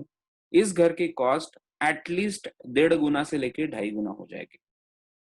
तो अगले 30 सालों में ये जो घर इन्होंने खरीदा 20 लाख के एवरेज कॉस्ट में, इसकी कॉस्ट हो जाएगी कम से कम 1.25 करोड़ से लेके, तो 2.5 गुना यानी कितनी होती है? 80 के 1.5 गुना यानी होता है 1 करोड़ 20 लाख, और 80 लाख के 2.5 गुना जाओगे यानी वो कितना आएगा? 2 करोड़। तो 1 करोड़ 20 लाख से 2 करोड़ तक की कॉस्ट हो गई होगी इस 20 लाख के घर की। 20 लाख का घर कोई खरीदेगा इन्वेस्टमेंट में, उसे रेंट भी अच्छा मिला है। दूसरा वहाँ पे उसे क्या हुआ है, उसका रेट इतना ज़्यादा बढ़ जाएगा अगले 30 सालों में। ऐसा बाकी किसी में नहीं होने वाला है। जो महँगा घर आज ही है, वो ज़्यादा महँगा नहीं होने वाला है कल जाके। उसकी भी कॉस्ट बढ़ेगी, उसकी कॉस्ट कितनी बढ़ेगी? 2 या 3 गुना बढ़ेगी, टोटल। यानी आज के 2 और 3 गुना, क्योंकि पहले ही वो प्राइम एरिया में है। तो ये जो इतनी बढ़ गई है, यानी पहले 4 गुना और फिर उसके ढाई गुना, यानी 8-9 गुना बढ़ी। इसका खर्चा भी किसको कितना आया? 20 लाख का घर खरीदा, उसमें उसने समझिए 2 लाख उसने खुद डाले, बाकी 18 लाख का उसने ये खरीदा, ये लिया लोन। वो लोन सारा चुकाते-चुकाते उसको पूरा घर मिलेगा 50 लाख। वो 50 लाख रुपए डालेगा, कुछ सालों में 15-20 सालों में 50 लाख रुपए बैंक को देगा, बट उतने स उसमें और 5-10 सालों के बाद वो घर की जो कॉस्ट हो जाएगी, वो घर की कॉस्ट अभी हो जाएगी उसकी लगभग अ, 1 करोड़ 20 लाख से लेके तो 2 करोड़ के आसपास। इतना जो ज़्यादा फ़ायदा उसे मिला है, ये किसी और में नहीं मिलता है। ये जो हम बोल रहे हैं ना, फ्यूचर प्रॉस्पेक्ट ऐसे होने वाले हैं, तो बेस्ट फ्यूचर प्रॉस्पेक्ट इसमें होते हैं। आपको अगर इन्वेस्ट करने हैं पैसे, तो आप 60 लाख का घर लग्ज़री में लो या 20-20 लाख के 3 घर अफोर्डेबल में लो। एज़ अ इन्वेस्टमेंट अगर आपको करने हैं, तो शॉर्ट टर्म में भी एज़ अ रेंट आपको फ़ायदा ज़्यादा अफोर्डेबल में है और लॉन्ग टर्म में तो इन्वेस्टमेंट के रिटर्न में तो बहुत ज़्यादा फ़ायदा है आपको अफोर्डेबल हाउसिंग में। तो ऐसा रिज़ल्ट आप देखिए, ये कम होता जाएगा, इसमें बहुत ज़्यादा अच्छे फ्यूचर प्रॉस्पेक्ट्स होते हैं। ये कैसे होते हैं? सिंपल कैलकुलेशन से हमने समझ के देखा। अब अब देखिए, क्योंकि मैं आपको लग रहा होगा कि मैं कुछ सोच रहा हूँ। इसमें ऐसा था कि ये आपको समझ में कैसे आए? इसके लिए कैसे समझाना चाहिए? इसको मैं सोच रहा था, इसके लिए मैं थोड़ा उसमें सोचता रहा, बट मुझे लगता है अभी क्लियर हुआ होगा आपको मैं क्या बोलना चाह रहा था। 20 लाख का घर खरीदा था, 500 स्क्वायर फुट के आसपास का वो एवरेज में साइज़ होता है, यानी 4000 स्क्वायर फुट के आसपास हमने पकड़ा वो घर का कॉस्ट। उसमें से हमने देखा कि जितने का घर हो रहा था, वो 4000 के बजाय 30 सालों में, ये जो आज उसका कॉस्टिंग 4000 स्क्वायर फुट के आसपास आ रहा है क्लाइंट को, वही अफोर्डेबल हाउसिंग, एक तो सीधा ₹2500 तो कंस्ट्रक्शन कॉस्ट ही होते हैं। वो बढ़ के ओवरऑल वो 4 गुना बढ़ जाएँगे अगले 30 सालों में। यानी 2050 में 2050 के जो अफोर्डेबल हाउसिंग होंगे, वो 500 स्क्वायर फुट का घर 80 लाख का मिलने लगेगा। और वो 80 लाख का मिलेगा, तो आज जो 30 साल पहले आपने घर खरीदा था, उसकी कॉस्ट कितनी हो जाएगी? उसकी कॉस्ट एट लीस्ट 1,20,000 से लेके तो 1 करोड़ 20 लाख से लेके तो 2 करोड़ के आसपास हो जाएगी। ये सब हाउसेस और फ्लैट्स की लाइफ एट लीस्ट 30 साल की होती है और 40 साल के लिए तो वो पक्का रहे वैसा बनाना पड़ता है और 30 साल के बाद कई बार आप देखोगे तो उसमें आपको ये भी मिल जाता है, रीडेवलपमेंट के भी चांसेस हो जाते हैं, बट अफोर्डेबल हाउसिंग जहाँ पे होता है, वहाँ पे रीडेवलपमेंट वगैरह की ज़रूरत नहीं होती, वहाँ पे वो रीडेवलपमेंट इतना नहीं आता, जितना वो सेंट्रल इसमें आएगा। तो लाइफ तो एटलीस्ट 40 साल की होती है। 40 से 50 साल की होती है। यस, अभी हाँ,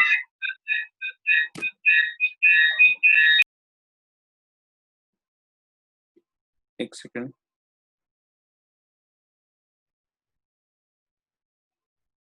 कमल खेतान सर कुछ ऐड करना चाह रहे हैं क्या?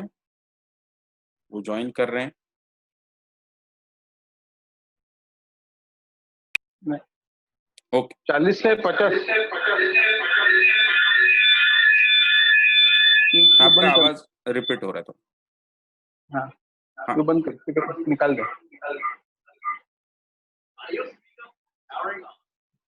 हाँ, 40 से 50 साल लाइफ होती है और फिर 40-50 साल के बाद में जब रीडेवलपमेंट होगा तो उनको तो फ्री में एक्स्ट्रा एफएसआई के साथ में मिलेगा, यस, बराबर, प्लस रेंट भी मिलेगा, बराबर, है ना? हाँ, यस।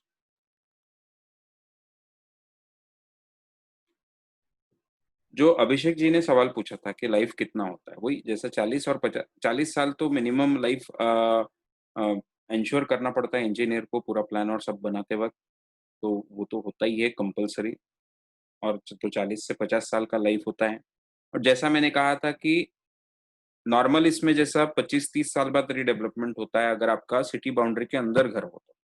अफोर्डेबल इसमें आप देखोगे तो मिलिंद जी, इसमें कहाँ डिप्रिसिएशन रियल एस्टेट में थोड़ी होता है। रियल एस्टेट में तो एप्रिशिएट ही होते हैं कॉस्ट। जो आपका कंस्ट्रक्शन पूरा ना हुआ, उसे आप जब रीडेवलपमेंट अगर करोगे, जो 40 और 50 साल बाद नहीं होगा अफोर्डेबल है। हाँ, यस, क्षितिज हाँ, बुक्स ऑफ आपका माइक अकाउंट में सर वो depreciation construction hello books of account में डेप्रिसिएशन का बेनिफिट मिलता है। ओके, हाँ और वही बोला। हाँ, और बिल्डिंग डेप्रिशिएट होती है, लैंड एप्रिशिएट होता है। इसके लिए रीडेवलपमेंट का नौबत आता है 40-50 साल के बाद। हाँ बिल्डिंग तो डिप्रिशिएट ही होगी ना, उसका मैं पूछ रहा हूँ। हाँ, बिल्डिंग डेप्रिशिएट होगी, लैंड एप्रिशिएट होगा हाँ तो डेवलपमेंट की वजह से। ओवरऑल इफेक्ट क्या होगा? ओवरऑल इफेक्ट अभी जो क्षितिज ने कैलकुलेशन बताया, ये तभी जो है वही तब का वो बजट होम होगा या लग्जरी होम होगा तब का। और ये तब का ये जो बहुत ही हाईली ऑप्टिमिस्टिक लग रहा है। नहीं, ऑप्टिमिस्टिक हाईली नहीं है। कैलकुलेशन में मिस्टेक आया वो बताओ। अपन ने पिछले 40 साल का हिसाब लिया है, 30-40 साल का हिसाब लिया है, एट एक्चुअल हिसाब लिया है। 20 लाख के घर का 30 साल के बाद इसमें से 1 करोड़ 20 लाख होगा। कोई भी, हाँ, इसमें से कोई भी कैलकुलेशन अपना नहीं है। अभी आप पुणे के हो, हाँ, आज से 30 साल पहले औंध में या भुसारी कॉलोनी में या बानेर में क्या भाव से मिलता था? बानेर तो था ही नहीं 30 साल पहले। था ही नहीं, करेक्ट, बराबर है। भुसारी कॉलोनी में क्या भाव से मिलता था? तब कंस्ट्रक्शन कॉस्ट कितना आता था 30 साल पहले? नहीं मैं वही बोल रहा हूँ कि लैंड के बढ़ेगी, लेकिन वो ओवरऑल जो होगा ना इफेक्ट कंस्ट्रक्शन का तो डिप्रिशिएट ही होगा। एक सेकेंड, आज जो है 20 लाख का जो अफोर्डेबल हाउसिंग का अपन ने एवरेज कॉस्ट पकड़ा है 500 फुट का, एवरेज में 500 फुट का अपन ने 20 लाख पकड़ा है। मतलब 4,000 रुपए पर स्क्वायर फुट कारपेट पे उसका रेट आया।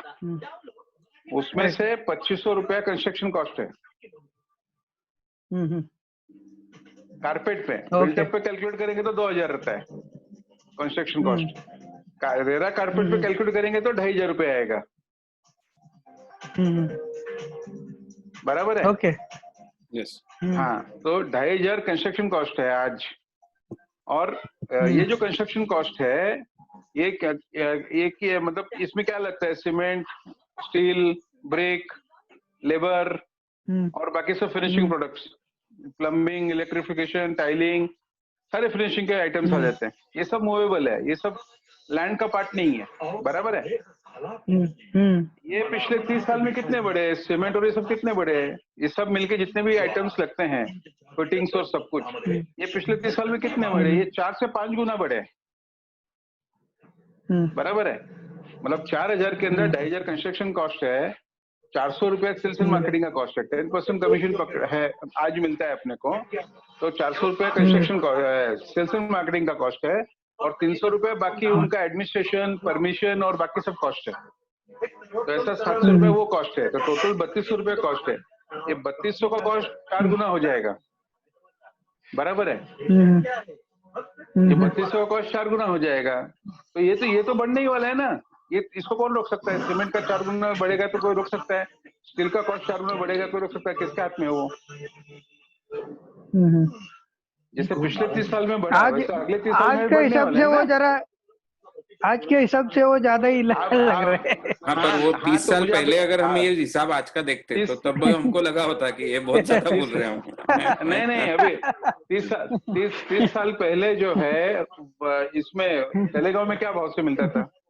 200 रुपए और 250 रुपए स्क्वायर फुट से मिलता था ना तलेगांव में। करेक्ट है। बराबर है। आज तलेगांव में क्या भाव चल रहा है? आज तो क्या बराबर रहेगा? 3, 3.5, 4 हजार रहेगा। हाँ, तो कितना गुना बढ़ा? बराबर है, 10-12। अपन तो खाली ज्यादा ही हो, 20 गुना। अपन तो खाली 15 से 20 गुना। अपन तो खाली 4 ही गुना पकड़ रहे ना। 20 लाख का 80 लाख सबका अफोर्डेबल हाउसिंग होगा, सबका अफोर्डेबल हाउसिंग। बराबर। मतलब अगर मैं आपको तब अगर मैं आपको बॉम्बे पुणे ओल्ड हाईवे का ही बात बोलूं, आज अफोर्डेबल हाउसिंग बॉम्बे पुणे में कहाँ होगा? वडगांव में होगा, काने में होगा, कामशेत में होगा, उससे दूर नहीं जा सकते अफोर्डेबल हाउसिंग के लिए, बराबर है? तो आज जो खरीदेगा काने में या वडगांव में अफोर्डेबल हाउसिंग, वो आज से 30 साल के बाद में अफोर्डेबल हाउसिंग कहाँ होगा? उस रोड पे किधर तो भी लोनावाला के 5 किलोमीटर पहले होगा, 10 किलोमीटर पहले होगा, बराबर है? अपना वो कौन सा ये है मड़ावली वगैरह, हाँ वहां पे होगा, करेक्ट। तो वहां पे अफोर्डेबल हाउसिंग कितने में अवेलेबल होगा? 80 लाख में अवेलेबल होगा। तब वडगांव जो है एकदम जैसा आज निगड़ी है, पिंपरी चिंचवड़ है, वैसा वडगांव और तलेगांव हो चुका होगा, बराबर नहीं? वो 30 साल का बाद का तब का बजट होम होगा या लग्जरी होम होगा तब का। तो अगर 80 लाख में अफोर्डेबल हाउसिंग मिल रहा है तो 1 करोड़ 20 लाख में तो लग्जरी होम मिलेगा ही ना, या बजट होम तो मिलेगा ही ना। ठीक है बराबर की नहीं? तो 6 गुना बढ़ा, 6 गुना, जहाँ पे अब पिछले 30 साल में 15 गुना बढ़ा है, 12 गुना बढ़ा है, अपने तो 6 गुना पकड़ा है। अभी 30 साल पहले जब अपने को कोई बोलता था कि इतना बढ़ने वाला है फ्यूचर में, तो अपन बिलीव नहीं करते थे, लेकिन बढ़ गया, अपने नजरों के सामने ही सब बढ़ा है। ये खाली पुणे की स्टोरी आप और हम पुणे के इसके लिए, लेकिन यही स्टोरी बेंगलोर की है, यही स्टोरी मुंबई की है, यही स्टोरी दिल्ली की है, यही स्टोरी सूरत की है, चेन्नई की है, हैदराबाद की है, कोलकाता की है, लखनऊ की है, चंडीगढ़ की है, अहमदाबाद की है, सब जगह की यही स्टोरी है। इंदौर की है, भोपाल की है, सब जगह करीबन यही स्टोरी है ना? चलिए ठीक है, ओके, थैंक यू। ओके,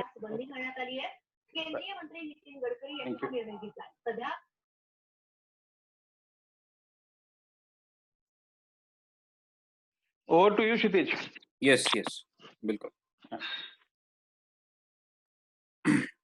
तो अफोर्डेबल हाउसिंग में हमने देखा कि फ्यूचर प्रोस्पेक्ट्स हाईएस्ट रहते हैं, फिर बजट होम्स में भी वेरी हाई रहते हैं फ्यूचर प्रोस्पेक्ट्स, बट उससे कम रहेंगे, उतना इन्वेस्टमेंट पे रिटर्न उतना ज्यादा नहीं आएगा जितना अफोर्डेबल पे आएगा, बट बजट होम्स में भी बहुत अच्छा रिटर्न आएगा। वही आप लग्जरी होम्स में जाएंगे तो एवरेज में आ जाएगा, बहुत ज्यादा नहीं आएगा, ये नीचे नीचे कम होता जाएगा। सुपर लग्जरी में आप देखेंगे तो बिलो एवरेज वो रिटर्न्स आएंगे। प्रीमियम होम्स में देखेंगे तो फ्यूचर प्रोस्पेक्ट्स बहुत ज्यादा नहीं है, वो बहुत ज्यादा नहीं बढ़ने वाला। तो पुअरेस्ट जो होता है वो प्रीमियम होम्स में सबसे कम आपको रिटर्न आएगा, या कम से कम आपको फ्यूचर प्रोस्पेक्ट्स आपको बढ़ेंगे, उसमें वो भी बढ़ेंगे बट सबसे कम बढ़ेंगे। वीकेंड होम्स में अगेन वो फिर से एवरेज टू हाई पे आ जाएगा, वेरी हाई नहीं रहेगा, यानी जैसा हमारा अफोर्डेबल हाउसिंग के प्रोजेक्ट्स का होता है उतना हाई नहीं रहेगा, क्योंकि अभी भी ये प्रीमियम वैसे ही प्रोडक्ट है। हर ये नॉर्मली ये सेकंड होम से लोगों के लिए, तो उसके कॉस्ट इतने नहीं बढ़ेंगे जितने इसके बढ़ेंगे, बट फिर भी हाई में आएगा इससे, ठीक है। अभी और अब इम्पोर्टेंट चीज पे आते हैं कि यानी ये सारा ही इम्पोर्टेंट था, पर हमारे भी काम की चीज जो है वो ये है कि अभी ये जो एवरेज कॉस्ट हमने 20 लाख के आसपास पकड़ा है, तो एवरेज इसमें जो कमीशंस आते हैं वो around 10% commission total marketing and, इसको मिनिमम आप पकड़ लीजिए मार्केटिंग एंड सेल्स के। तो यानी 2 लाख के आसपास हमको इसमें ओवरऑल कमीशन मिलेंगे। इसमें से आप देखेंगे तो कमीशन डिस्ट्रीब्यूट हम कैसे करने वाले हैं ये भी शॉर्ट में जल्दी से समझ लेते हैं। जो शॉपी पार्टनर्स रहने वाले हैं, हर कनेक्टर को अलाउड है 20 शॉपी पार्टनर बनाना। शॉपी पार्टनर के थ्रू अगर सेल हुआ है तो वो शॉपी पार्टनर के थ्रू जो कॉन्टैक्ट मिला है तो उसको हम 5000 रुपीज देंगे। अगर ये उसको नहीं दिए तो ये हम समझ सकते हैं कि कनेक्टर को मिल जाएंगे। जो कनेक्टर है बट उसके लिए हम ऐसा अलॉटमेंट करके रखते हैं 5000 रुपीज का। बट आप देखिए शॉपी पार्टनर के थ्रू हमको बहुत कॉन्टैक्ट्स मिलने वाले हैं, यानी आपके खुद के एक 1-2 हजार कॉन्टैक्ट्स होंगे, बट शॉपी पार्टनर के थ्रू 1000-20,000 कॉन्टैक्ट कनेक्टर होंगे। तो आप बाय एन एवरेज पकड़ लिए शॉपी पार्टनर इन्वॉल्व रहने वाला है। कनेक्टर को अराउंड 27,500 मिलेंगे कमीशन के तौर पे, एडवाइजर को भी उतने ही मिलेंगे।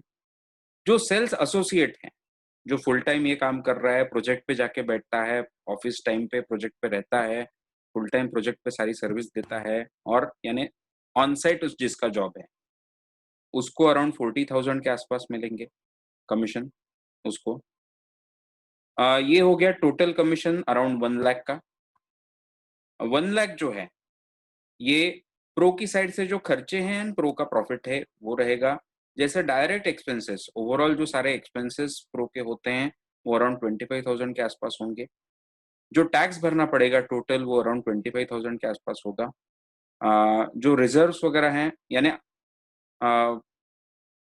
रिजर्व्स यानी ये हमें बाकी कामों को लेकर लगते हैं। सेकेंडली कमीशंस वगैरह रिकवरी में जो डिलेज वगैरह होते हैं उसके लिए हमारे पास में चाहिए, ताकि आपके डिले ना हो कमीशंस वगैरह, वो हम टाइम टू टाइम आपको देते जाएं।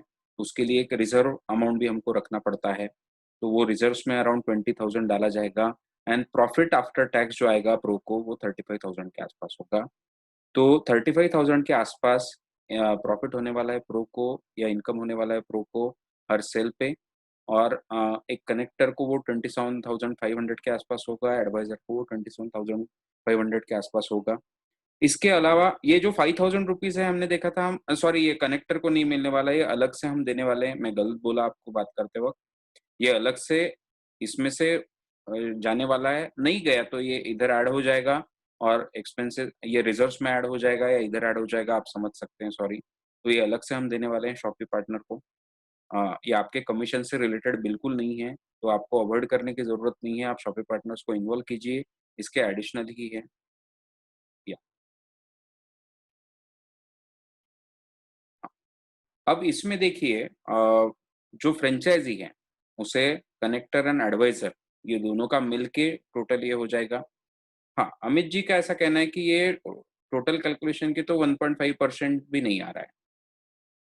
येस, ये अराउंड 1.4 वगैरह कुछ परसेंट आता है।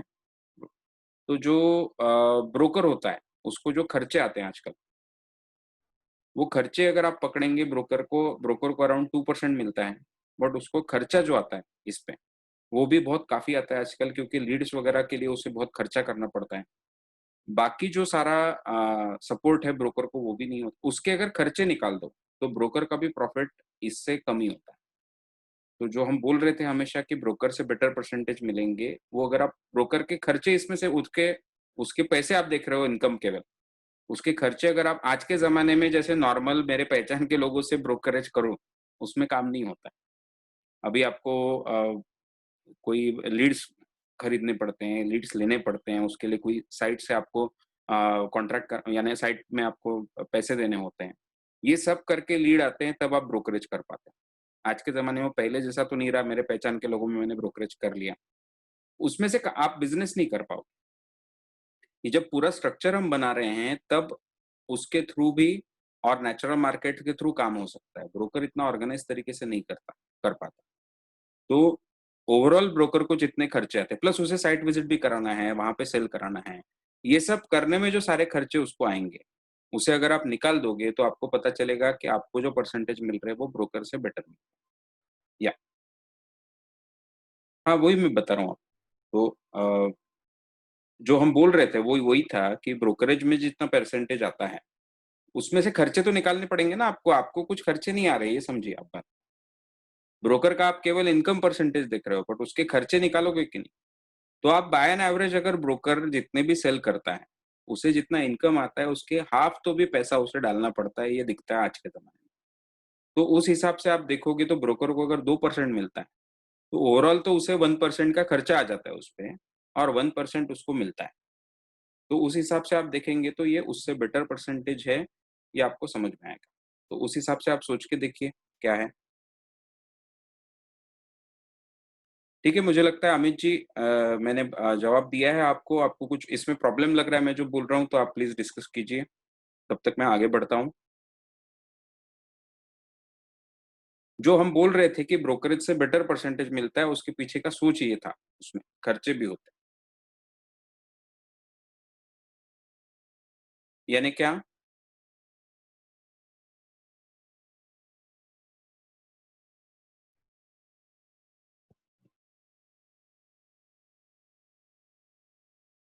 नहीं, नहीं, ब्रोकर को जो परसेंटेज मिलते हैं, उसमें उनके जो खर्चे होते हैं, वो निकालने की मैं बात कर रहा हूँ।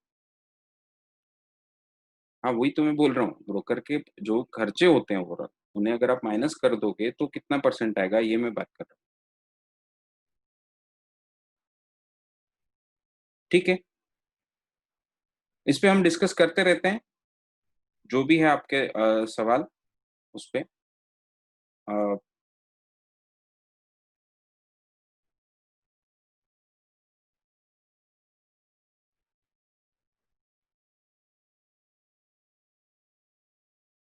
ठीक है,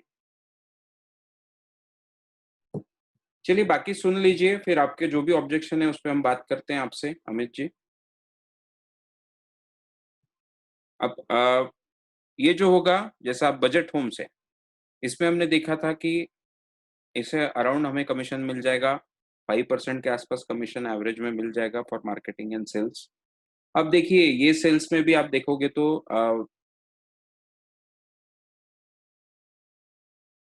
अराउंड तो 2 लाख के आसपास इसमें से भी हमको कमीशन मिल जाएगा।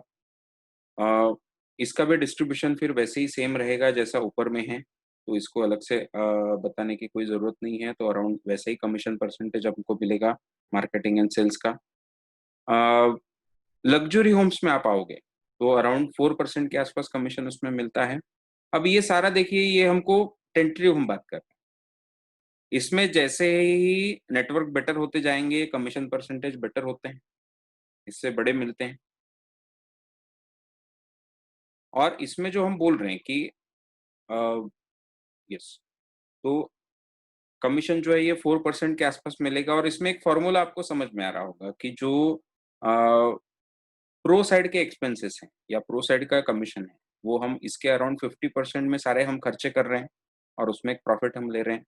जो भी कमीशन हमको बिल्डर से मिल रहा है, तो अराउंड 50% जो है, वो हम जो भी हमारे एक्सपेंसेस हैं, इसके बिज़नेस को आगे ले जाने के लिए हमको जो भी रिज़र्व्स भी रखने हैं और जो एक्सपेंसेस करने हैं, वो सारे इसमें हैं। और हमारा प्रॉफिट भी इसमें है, एंड अराउंड 50% जो है वो जो लोग इन्वॉल्व्ड हैं, वो आइदर कनेक्टर, एडवाइज़र, फ्रेंचाइज़ी यानी कनेक्टर, एडवाइज़र दोनों मिलके, शॉपी एंड एसोसिएट, इन लोगों में वो डिस्ट्रीब्यूट हो रहा है। तो इतना सारा हम मिलके सारे लोग काम करते हैं, उसका वो रिज़ल्ट आने वाला है। उसी के कारण हमें ज़्यादा नंबर ऑफ सेल्स होने वाले हैं। उसके लिए इस तरह का डिस्ट्रीब्यूशन हमने सोचा हुआ है। तो 50% में सारे खर्चे और सब ये प्रो का हो रहा है, और 50% ये कमीशन डिस्ट्रीब्यूट हो रहा है। आपको ये भी एक चीज़ समझ में आएगी। देन यस, जो सेकंड है बजट होम, उसमें जैसा मैंने कहा 5% होगा कमीशन अराउंड मिलेगा। अगेन ये टेंटेटिव है, ये बढ़ता जाएगा दिन-ब-दिन, बेटर कमीशंस मिलते जाएँगे। उसको भी वैसे ही 50 डिवाइड होगा, 50-50, 50% एज़ अ कमीशन डिस्ट्रीब्यूट होगा, 50% में बाकी सारे एक्सपेंसेस हमारी तरफ से करेंगे, इस तरह से होगा। यस, अब लग्ज़री होम्स में आप देखेंगे तो अराउंड 4% कमीशन मिलेगा टोटल में मिला के। तो इसका अराउंड 3 लाख के आसपास हमें कमीशन मिलेगा। ये अगेन टेंटेटिव है, ज़्यादा मिलेगा दिन-ब-दिन। शॉपी पार्टनर को इसमें से 7,000 मिल जाएगा। कनेक्टर एंड एडवाइज़र आप देखेंगे तो 40,000 मिलेगा। एसोसिएट जो होगा, जो ऑन साइट काम कर रहा है, उसको 65,000 के आसपास मिलेगा। जो अब ये हो गया अराउंड 1,52,000, और प्रो को मिलेगा अराउंड 1,48,000 के आसपास में, जिसमें डायरेक्ट एक्सपेंसेस 55,000 के आसपास हमारे होंगे, पूरा सारी चीज़ों का मिला के। टैक्सेस जो होगा अराउंड 30,000 के आसपास होगा, रिजर्व्स अराउंड 18,000 हम रख पाएँगे, और प्रॉफिट अराउंड 45,000 के आसपास में होगा।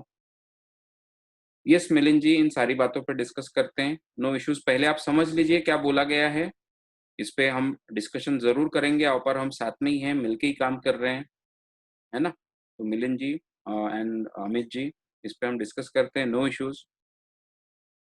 अगर कोई आपको लग रहा है हमने गलत कमिटमेंट दी है, तो उस पे हम डिस्कस करते हैं, उसे सॉल्व करते हैं, ओके? हम आपको बता रहे हैं किस तरह से पॉसिबल है। उसमें जो सोच थी वो मैंने आपको बताई, क्योंकि एज़ अ ब्रोकर जब हम काम करते हैं, उसमें जो खर्चे हमारे होते हैं उसको निकाल दोगे, तो उसमें फिर एंड में जो परसेंटेज आता है आजकल, उसकी हम बात कर रहे हैं। और इसलिए मैं हम जो बात कर रहे थे वो उसके हिसाब से थी। अगर कोई गलत मैसेज आपको गया तो उसे सॉल्व करते हैं, ओके? ऑब्जेक्शन को आपके सॉल्व करते हैं, उसमें कोई इश्यू नहीं है, मिलके ही काम करना है अपने को। है ना? आप जब तक काम नहीं करोगे, आपके थ्रू जब तक काम नहीं होगा, हमें भी कोई इनकम नहीं होने वाला। तो आप अनहैप्पी होके नहीं चलने वाला। बस हमारा मैसेजिंग कहीं से गलत हो रहा है तो उसे हम बेटर कर लेंगे। मैसेजिंग आपके तरफ से कुछ गलत गया, आपको गलत मतलब लगा तो उसे मैं बेटर कर लूँगा, वो कोई इश्यू नहीं है। ओके, बट उसके पीछे की सोच मैंने आपको बताई। और इसमें देखिए कि इस स्केल पे सबने काम नहीं किया होता है। हम ओवरऑल इतने सालों का जो स्केल आएगा उसकी हम बातें करते जा रहे हैं।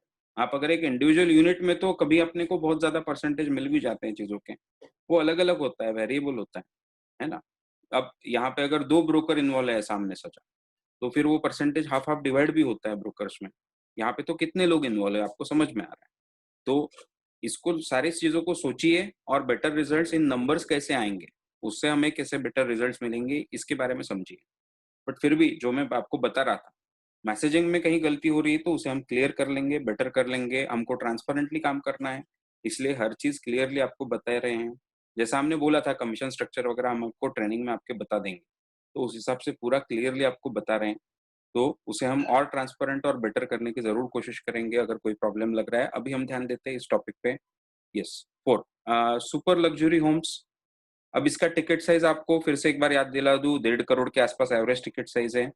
इसमें अराउंड 3% के आसपास कमीशन मिलता है, तो ये हो गया लगभग 4,50,000 के आसपास कमीशन। अब इसमें शॉपी को हम 10,000 हमारे तरफ से दिया जाएगा, कनेक्टर एडवाइज़र को 60,000 मिलेगा, एसोसिएट को अराउंड 95,000 मिलेगा। ये होता है लगभग 2,25,000 यानी 50-50 हमने डिवाइड किया 4,50,000 को। और उसमें देखेंगे तो एक्सपेंसेस जो आएँगे डायरेक्ट एक्सपेंसेस 75,000 के आसपास आएँगे, टैक्सेस अराउंड 45,000 में आएँगे, रिजर्व्स में 30,000 तो भी हम रखेंगे इसमें से। अब रिजर्व्स में वगैरह वही मैं बता रहा था आपको जैसा पहले भी बता रहा था। ये सारा चीज़ें जो यूट्यूब चैनल्स चलने हैं हमको, ज़रा सोशल मीडिया का पूरा हमें स्ट्रक्चर खड़ा करना है। तो वो सारी चीज़ों के लिए पूरा मैन पावर और सारी चीज़ों का खर्चा आता है, प्लस आपके कमीशंस वगैरह में डिलेज़ ना हो, उसमें प्रॉब्लम्स ना हो, उसमें कभी बैड डेब्ट्स हो सकते हैं कि बिल्डर ने कोई प्रॉब्लम किया। ऐसे में आपके कमीशंस हमें हम दे पाएँ, इसके लिए कुछ रिज़र्व्स भी बनाने की कोशिश है, तो उसके लिए भी पैसे रखे जाएँगे और प्रॉफिट आफ्टर टैक्स भी इसमें अराउंड 75,000 का प्रॉफिट होगा हमको। इसमें प्रॉफिट आप देखिए कि एक कनेक्टर या एडवाइज़र को जितना इनकम हो रहा है, उसके आसपास उससे थोड़ा 10-20% ज़्यादा प्रॉफिट प्रो को हो रहा है। तो इतना ज़्यादा परसेंटेज हम डिस्ट्रीब्यूट करने की कोशिश कर रहे हैं। तो परसेंटेजेस में आप देखोगे तो डिस्ट्रीब्यूशन आपको इक्विवेलेंट है, ये समझ में आएगा। ओवरऑल कितने काम हम सारे करते जाने वाले हैं और उसमें से भी हम लगभग उतना ही ले रहे हैं। अगर जैसे फ्रेंचाइज़ी है उसमें तो आप देखोगे कि उसको तो डबल मिल रहा है कनेक्टर या एडवाइज़र के, दोनों का मिलके कमीशन हो रहा है। या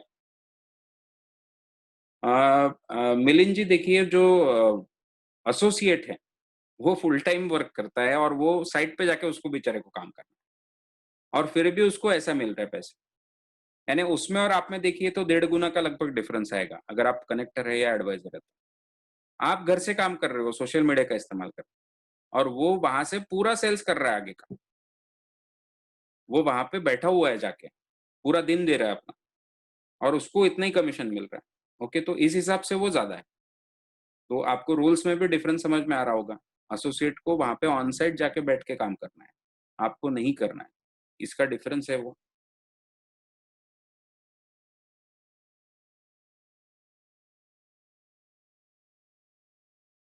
कोई फुल टाइमर और पार्ट टाइमर, ऑन साइट और फ्रॉम योर कम्फर्ट, इसमें तो फ़र्क पड़ेगा ना, है कि नहीं? अब यस, प्रीमियम होम्स इसमें अराउंड 2% के आसपास कमीशन मिलता है, तो ये 5.5 लाख के आसपास हो जाएगा। इसे भी हम वैसे ही डिस्ट्रीब्यूट करते जाएँगे। 2,75,000 जो है, वो डिस्ट्रीब्यूट होगा कमीशंस में। कनेक्टर को 75,000, एडवाइज़र को 75,000, शॉपी को 10,000, एसोसिएट को 1,15,000 के आसपास, प्रो को 2,75,000 के आसपास। उसमें से डायरेक्ट एक्सपेंसेस अराउंड 1 लाख हो जाएँगे। टैक्सेस जो है उसमें से अराउंड 52,500 का टैक्स हो जाएगा। रिजर्व्स अराउंड 35,000 के आसपास हम निकालेंगे और इसमें प्रॉफिट रहेगा 87,000 के आसपास। अ,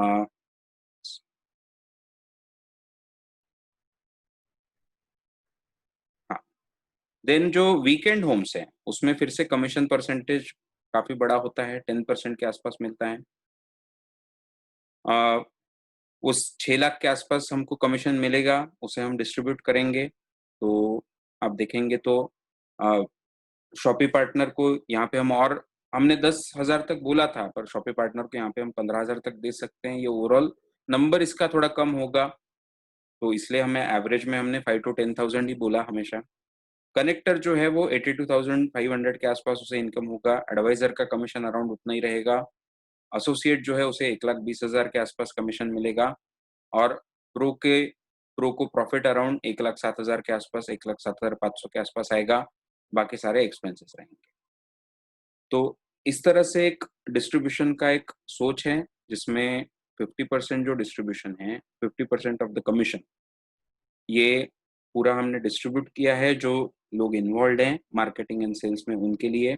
एंड बाकी जो सारा खर्चा है वो बाकी बचे 50% में हम कर रहे हैं, उससे वो खर्चे जाने के बाद हमें एक प्रॉफिट मिल रहा है उसमें से। तो ये सारा हमने जैसे डिस्कस किया। अब इसमें और एक इम्पॉर्टेंट चीज, जितने प्रोजेक्ट आगे जाकर अफोर्डेबल हाउसिंग में होने वाले हैं, ये सबसे बड़ा नंबर रहने, और इसमें आप देखेंगे तो हमारे पास में एंड यूजर, इसमें से आपको पता है अराउंड 20% लोग एंड यूज करते हैं, बाकी 80% लोग फॉर इन्वेस्टमेंट करने वाले हैं। तो आपके जितने कॉन्टैक्ट्स हैं, और आपके थ्रू शॉपी पार्टनर के थ्रू आपको जितने कॉन्टैक्ट्स मिले, आपके कनेक्टर्स के थ्रू जितने कॉन्टैक्ट्स, उसमें बहुत ज्यादा लोग इन्वेस्टमेंट के बारे में ज्यादा सोचने वाले रहने वाले हैं। तो उसमें से सबसे ज्यादा काम जो है वो इसमें होगा। सेकेंडली हम देख रहे हैं कि जिस तरह से ग्रीनफील्ड में लेकर, ग्रीनफील्ड जो आज प्रोजेक्ट्स रहने वाले हैं, जो अफोर्डेबल हाउसिंग में बहुत से उसमें क्या आएंगे, तो वो ज्यादा प्लान्ड और ज्यादा अच्छे रहने वाले हैं, तो जिसके फ्यूचर प्रोस्पेक्ट्स भी बहुत हाई रहने वाले हैं। तो उस हिसाब से भी देखिए तो अफोर्डेबल हाउसिंग में बहुत बड़ा काम करने के एक चांस हमारे पास में है, और उसमें बहुत बेटर रिजल्ट्स उसके थ्रू आ सकते हैं। ठीक है, तो इस पे आप हमें फोकस करना है। बाकी सारी चीजों के बारे में आप सोचिए, आपके कुछ डाउट्स है तो अभी लेते हैं हम। मुझे जो बोलना था वो लगभग कंप्लीट हो चुका है। यस, मैं आपको अभी अनम्यूट करता हूँ। अगर आपको कुछ बोलना है तो आप बोल सकते हैं, कुछ आपको सवाल पूछना है तो सवाल पूछ सकते हैं।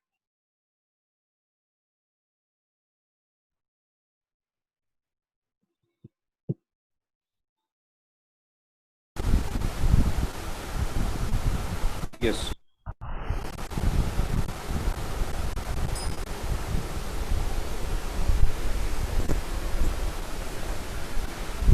हेलो।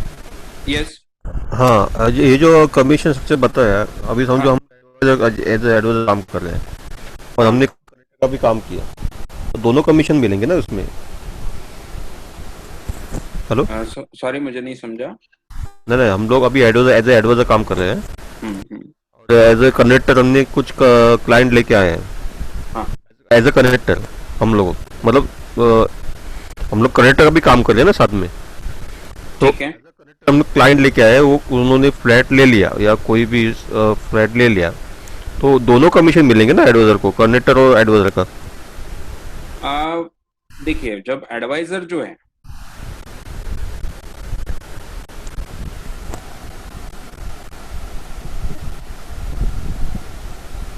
एडवाइजर जो है उसका रोल कैसा है? एडवाइजर, आप एडवाइजर को दो रोल करने, जो डायरेक्ट सेल करते हो वो एक कनेक्टर का रोल की तरह हो गया आप। और उसमें आप देखेंगे अभी एडवाइजर करके लिए आप डायरेक्ट ज्वाइन हुए, बट आपको जो फिर, तो उसमें एक सोच है कि ऐसा अगर हम करने लगेंगे, ऐसा अगर अलाउ करेंगे, तो फिर जो कनेक्टर के थ्रू आने वाला काम है उस पर फोकस कम हो जाता है लोगों का। अच्छा। तो ओवरऑल इसके लिए हमने यही सोचा है कि आपको जो, आपके लिए भी एक एडवाइजर जैसा रहने वाला है जो पूरा सपोर्ट आपको करने वाला है। बराबर। तो ओके। उसके साथ में आपका कमीशन शेयर होगा, तो हाँ। वो एज अ कनेक्टर आपको मिलेगा और एडवाइजर का कमीशन उसको मिल जाएगा। ओके। क्योंकि ऐसा अगर करेंगे अलग, तो फिर वो उसमें वो कॉम्प्लिकेशंस आते हैं। हाँ फिर हाँ कनेक्टर को कमीशन नहीं दिया वगैरह सारे इश्यूज हो शुरू। हम्म तो इसलिए वो हमने कोई डुप्ली यानी उसमें वो कोई ड्यूबियसनेस नहीं रखा है उसको, इसलिए हमने क्लियर कर दिया। तो आपको सपोर्ट करने वाला जो भी एक एडवाइजर होगा, तो ओके आप जितना डायरेक्ट सेल करोगे, पर देखिए आपके कॉन्टैक्ट्स कितने रहते हैं खुद के, वो कम होते हैं ना। कम होते हैं तो as a connector income overall कम रहने वाला है। ओके अगर आपके अंडर 10 तक कनेक्टर हो गए तो आपका 1/10 ही कम खुद का रहने वाला है, बराबर है ओके और 9 और 10 तो सेल आपके थ्रू कनेक्टर होने वाला है। हम्म तो ओवरऑल परसेंटेज भी ये कम रहने वाला है। ओके यानी कितने परसेंटेज ऑफ सेल्स आपके थ्रू होंगे एक साल में, समझिए अगर आपके एज अ एडवाइजर हमने बोला 660 के आसपास सेल करने, तो उसमें 60 सेल ही आपके खुद के रहने वाले। बट ओके उसमें फिर आप ये कमीशन जो आपको सपोर्ट कर रहे हैं, आपको पूरा गाइड कर रहे हैं, उनके साथ में शेयर करोगे, तो वहां पे आपका रोल एज अ कनेक्टर है, ऐसा समझिए। ओके ओके तो मतलब एज अ एडवाइजर ही बेनिफिशियल है कि हम लोग एज अ एडवाइजर काम करेंगे, अपने कनेक्टर को गाइडेंस करेंगे, वही ज्यादा रहने वाला है ना। देने वाले वही तो, हाँ एडवाइजर का मेन रोल वही है। बट खुद भी डायरेक्ट सेल करो ऑब्वियसली, क्योंकि इनकम क्यों हमें नहीं चाहिए। वो तो आएगा बीच बीच में, लेकिन हाँ yes। बेनिफिशियल ज़्यादा है कनेक्टर को हाँ हमें हम चाहते हैं एडवाइजर उस पर फोकस करे। कनेक्टर को सपोर्ट करें हाँ वो कनेक्टर के थ्रू काम करवाए बराबर इसके। है। और एक टिकट साइज के हिसाब से कमीशन तो कम ज़्यादा होते रहेगा, मतलब जो टिकट साइज यस रहेगा ऑब्वियसली ऑब्वियसली, ये लिखा जो है ये तो एवरेज लिखा है हमने हर जगह पे। हमने आपको परसेंटेज अभी देखिए, अभी यहाँ पे परसेंटेज है हमने 10% बोला है। हम्म तो जो कोई फ्लाइट ऐसा भी होगा प्रोजेक्ट अफोर्डेबल हाउसिंग का जहाँ पे 10% नहीं मिलेगा आपने को, हम्म समझिए अगर वहां पे वो कोई कोई प्रॉब्लम हुआ, वो 8% ही बोल रहे हैं, टिकट साइज बड़ा है, बट एटलीस्ट 2 लाख के आसपास तो मिल ही जाएगा, उससे नीचे नहीं जाएगा, शायद परसेंटेज बदल जाएगा। बट कहीं पे ऐसा भी होगा कि ज्यादा परसेंटेज मिल रहा है हमको, वो हम ट्रांसपेरेंटली शेयर करेंगे आपके साथ में कि ये जो प्रोजेक्ट है इसमें इतना परसेंट कमीशन टोटल मिलने वाला है। इसमें से एक फॉर्मूला हमने जैसे लिखा यहाँ पे बताया आपको कि अराउंड 50% इन कमीशन शेयर होगा आपके साथ में, बाकी 50% में हम सारे खर्चे करेंगे और उसके ऊपर हमको प्रॉफिट मिलेगा। बराबर अमित जी का ऐसा कहना है कि वो डिसअपॉइंट हुए कि थोड़ा कमीशन स्ट्रक्चर से उनको लग रहा है कि कमीशन, उनको शायद एक अंदाजा था कि ज्यादा कमीशन मिलता है। मैंने जैसा एक्सप्लेन किया, जो हम बोलते हैं आपको ज्वाइन कराते वक्त, तो जो ब्रोकर को खर्चे आते हैं, अब आप देखिए कुछ खर्चे आपके ब्रोकर के एज अ ब्रोकर जब हम काम करते हैं तो पहचान के लोगों में खराब आपने कर दिया काम, तो उसमें आपको अलग से ज्यादा खर्चे नहीं आए, ये पॉसिबल। पर आप देखेंगे आज अगर आपको लीड्स लेने हैं, यानी लीड्स के लिए अगर आपको जो लीड्स के अपने वेबसाइट्स होते हैं जिसके थ्रू लीड्स हमें मिलते हैं, वैसे वेबसाइट के अगर आप सब्सक्रिप्शंस वगैरह आप मेजोरिटी ब्रोकर्स को लेने पड़ते हैं। और आप ओवरऑल सेल्स में आप देखोगे तो 1-2 सेल आपके होंगे, यानी 10% 20% सेल आप खुद के थ्रू कर पाओगे। मैं ओवरऑल ब्रोकर्स की बात कर रहा हूँ, मैं ओवरऑल सिनारियो की बात कर रहा हूँ। बाकी सारे ब्रोकर्स और बाकी सारे परसेंटेज ऑफ सेल्स जो होते हैं वो ये लीड्स पे वगैरह खर्चा करके होते हैं। ये सारे खर्चे अगर आप डाल दोगे उसमें से, तो खर्चे अगर आप उसमें से अपने इनकम में से निकालोगे, तो वो जो percentage over an average period आपको आएगा, अगर आपने समझो 10 साल ब्रोकर का काम किया, उसमें एज अ ब्रोकर काम करते हो जो भी खर्चे आपको आए, उसमें सारे खर्चे जोड़ दीजिए, आपके लीड जनरेट करने के, फिर टेली कॉलिंग के बाद आप वहाँ पे जाना पड़ा, आपको साइट विजिट किया आपने, उसके सारे खर्चे अगर आप जोड़ दोगे, उससे बेटर कमीशन ये आ रहा है ऐसा हमारा कहना है। पर अगर कहीं पे आपको, हाँ अमित जी अगर कोई आपको प्रॉब्लम लग रहा है तो हम जरूर आपसे बात करते हैं, फिर से हमारे तरफ से आपसे कोई ना कोई कांटेक्ट करेंगे। हम कोशिश करते हैं आपको ये जो प्रॉब्लम लग रहा है वो सॉल्व करने की। ठीक है। यस पांसे जी, हम डायरेक्ट लीड आपको प्रोवाइड नहीं कर रहे हैं, आपको जो आपके शॉपी पार्टनर्स हैं उसके थ्रू लीड जनरेट करने में हम मदद कर रहे हैं, through social media, through webinars, ये जो पूरा सपोर्ट है वो हम आपको दे रहे हैं। तो आपको बस लोगों को वहां पे लाना है, उससे आपके लीड, उससे जो लोग वहां पे आ जाएंगे वो आपके लीड होंगे।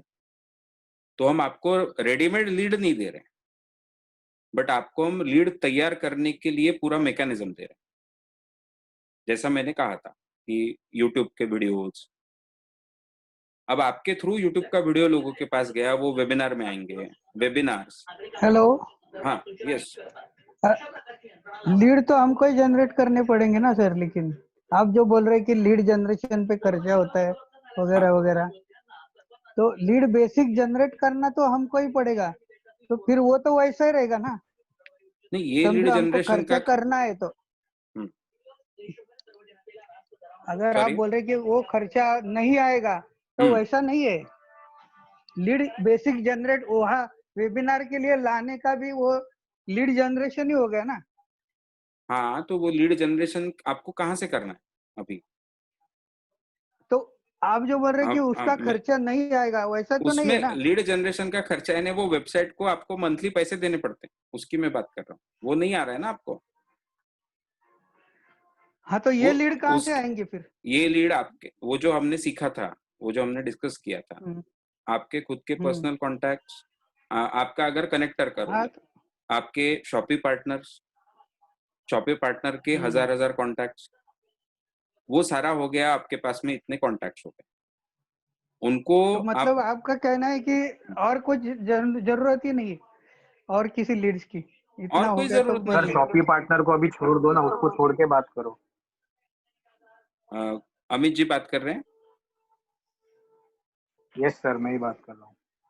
हाँ, तो उसका शॉपी पार्टनर का भी कमीशन अलग से हम दे रहे हैं ना, अलग से ही दिया जा रहा है, आपके कमीशन में से थोड़ी जा रहा है, तो उसे अरे क्यों उसकी छोड़ने बात ही का? मत करो ना, उसकी हाँ, आप बात ही मत करो। आप जो जो आप खर्चे गिनवा रहे हो ना, जो आप हाँ, एक्सपेंसेस गिनवा रहे हो ना, वो बहुत ही हायर साइड पे आप गिनवा रहे हो, जितना नहीं होता है। आज मैं भी लीड जनरेशन करता हूँ, मैं सोशल मीडिया से ही करता हूँ, and I want okay, to tell you that I don't even spend a single penny on that.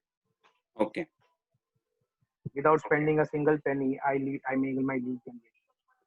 And for the ठीक है। रिकॉर्ड मैं आपको बता दूं, अभी मैंने लॉकडाउन में पुणे हम्म, में ही 3 बुकिंग करवाए हैं, एक गोदरेज में हम्म, और 2 वीटीपी में, और दोनों ओके। में मुझे 3% ब्रोकरेज मिल रहा है। So now you tell me how your plan is better than that. हाँ, तो मैं वही बोल रहा हूँ कि ये सारा आप ओवर द पीरियड नहीं कर पाने वाले हो ना, ऐसा देखिए, इससे कुछ लोग बेटर कर पाएंगे, ये सवाल है, सारे लोग जनरेट कर पाते हैं क्या लीड सर विदाउट सवाल ओवर द स्पेंडिंग पीरियड या मनी? अंडर द पीरियड का नहीं है, सवाल आपके कमीशन कमीशन स्ट्रक्चर का है। मैं वही बता सवाल रहा हूँ आपके आपको। कमीशन स्ट्रक्चर का है।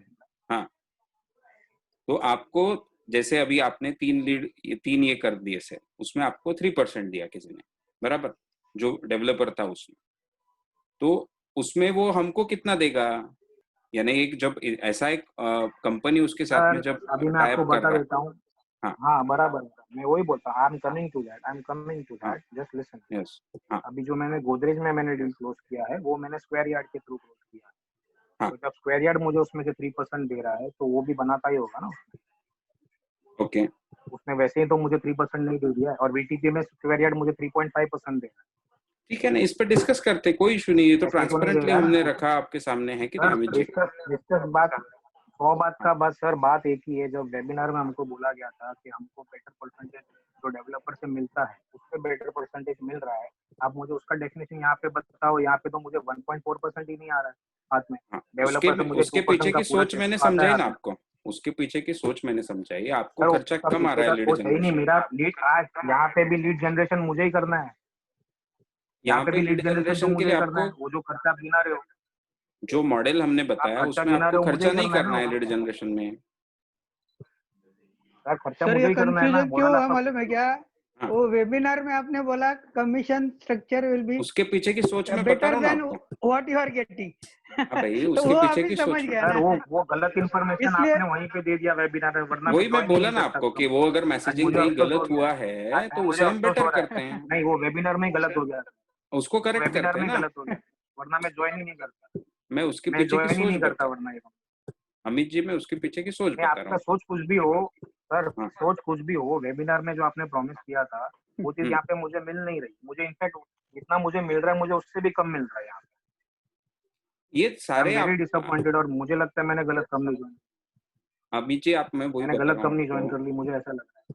हाँ, मैं वही आपको बता रहा हूँ, over the period this is ऐसे नॉट द वे रिजल्ट आई नहीं कैन वर्क। आएंगे। Sorry sir.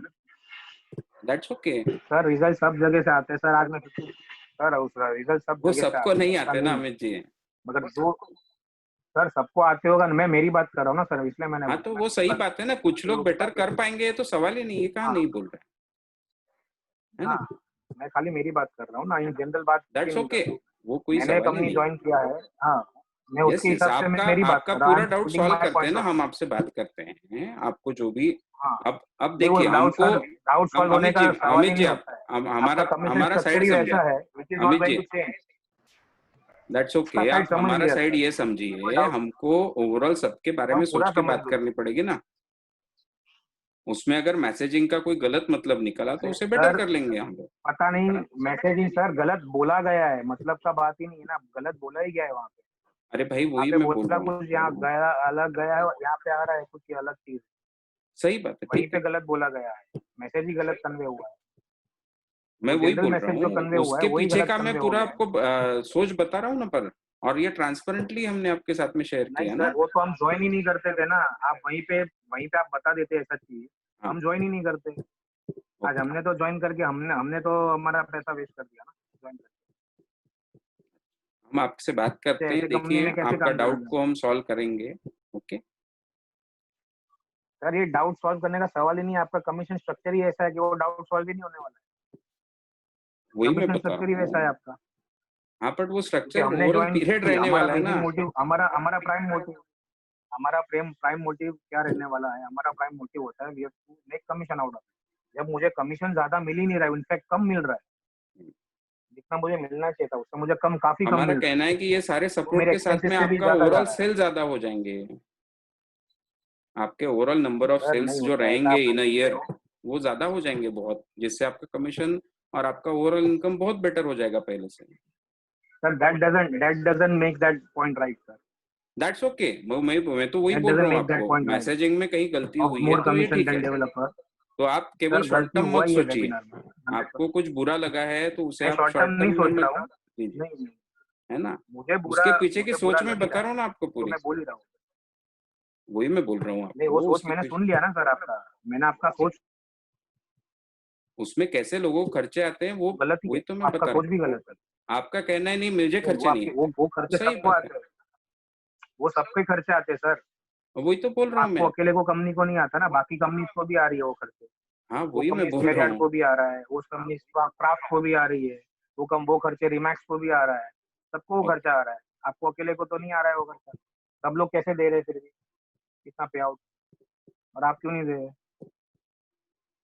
ठीक है, डिस्कस करते हैं उस पे, अगर कुछ रिवीजन पॉसिबल है तो उस पर डिस्कस करते हैं अमित जी, है ना। रिविजन देख लो क्या, क्योंकि कमीशन स्ट्रक्चर टोटली अनएक्सेप्टेबल है। Anything below at least from if you are joining somewhere, anything below 3% is totally unacceptable, आप वो रोल टोटली में अनएक्सेप्टेबल। डिफरेंस नहीं समझ रहे क्योंकि हो, 3% ऑलरेडी आप सबको, वहां पे जो रोल होता है और सर यहाँ पे सब जो लोग रोल दे है रहे हैं ना, उसमें क्या सर डिफरेंस है सब आप नहीं लोग दे समझ रहे रहे। हैं ना। अब वहां पे हाँ रोल वही अलग सर, है सब आपका सब अमित जी। कंपनी वही काम कर रही है, अरे अमित जी वहां पे सब रोल आपका कंपनी अलग वही है, काम कर रही है। वहां पे आपको पूरा सेल्स करना है, मैं यहाँ पे मेरी आपको बात कर प्री रहा हूँ सेल्स सर, में मैं काम मेरी करना बात कर रहा हूँ ना, मैं एज है। अ, अरे हाँ, पर वहां पे मैं एज अ आपको सेल्स अगर की बात कर अमित रहा हूँ। जी वहां पे आप हाँ पूरा सेल्स कर रहे हो, यहाँ पे आप केवल प्री सेल्स कर रहे हो, दोनों में डिफरेंस समझिए ना। यहाँ पे सेल्स करने वाला आदमी बैठा है सर आपके सेल्स साथ हो, में, आपके बाद वो करने सर वाला काम। सेल्स हो, प्री सेल्स हो, सर स्क्वायर यार्ड में भी मैं गया नहीं हूँ सर, वीटी पे भी मैं गया नहीं हूँ ना, गोदरेज में मैं गया हूँ। मैंने घर पे बैठे बैठे किया है बॉम्बे में से पुणे का काम, जो आपको मैं बता देता हूँ। ओके, तो ठीक प्री सेल्स का ही काम किया है मैंने, सेल्स का काम नहीं किया है वहाँ पे जाके। ठीक अभी आप मुझे बताओ, अभी मैं पूरा डिसअपॉइंटेड हूँ ये चीज से, ठीक है, जो चलो आपने डिस्कस प्रॉमिस किया करते हैं। था वेबिनार में, और जो ये बाहर आया है टोटली, मतलब जो मिलता है उससे भी कम हो गया है। यू आर ठीक है, एक्सपेक्टिंग एटलीस्ट मिनिमम ऑफ 3%, जो बाकी सब लोग दे रहे हैं उससे भी कम आ गया है चीज का, ठीक है, हम वो आपको कॉल आधा आ गया करते उससे भी। हैं, आप नेक्स्ट सेशन में भी जरूर आइए, उसमें फिर से कुछ अगर क्लियर करना सर रहा तो हम मूड ही नहीं जरूर सर, ये करेंगे। पहला सेशन अटेंड किया, अभी नेक्स्ट सेशन का मूड ही नहीं है सर। ये ओके, कमीशन ठीक, स्ट्रक्चर देख लिया तो नेक्स्ट सेशन का मूड ही नहीं है, क्योंकि मैं आया हूँ इसके लिए यहाँ पे, और वही चीज अगर मुझे नहीं मिल रहा है तो फिर मुझे बैठ के मतलब ही नहीं है ना इस सब सेशन में।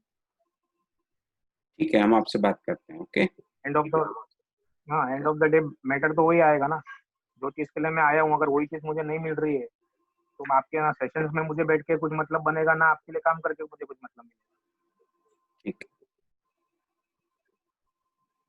चलिए हम अमित जी से बात करते हैं, अगर उन्हें कुछ गलत लग रहा है तो उसे सॉल्व करते हैं। सबको बता दूंगा अभी मैं नेक्स्ट टाइम में कुछ प्रॉब्लम हुआ है तो। ओके, थैंक यू ऑल, मुझे लगता है और क्लियर हुई चीज़ें आपको। उसमें आपके कुछ सवाल है तो आप व्हाट्सएप ग्रुप में ज़रूर डालिए।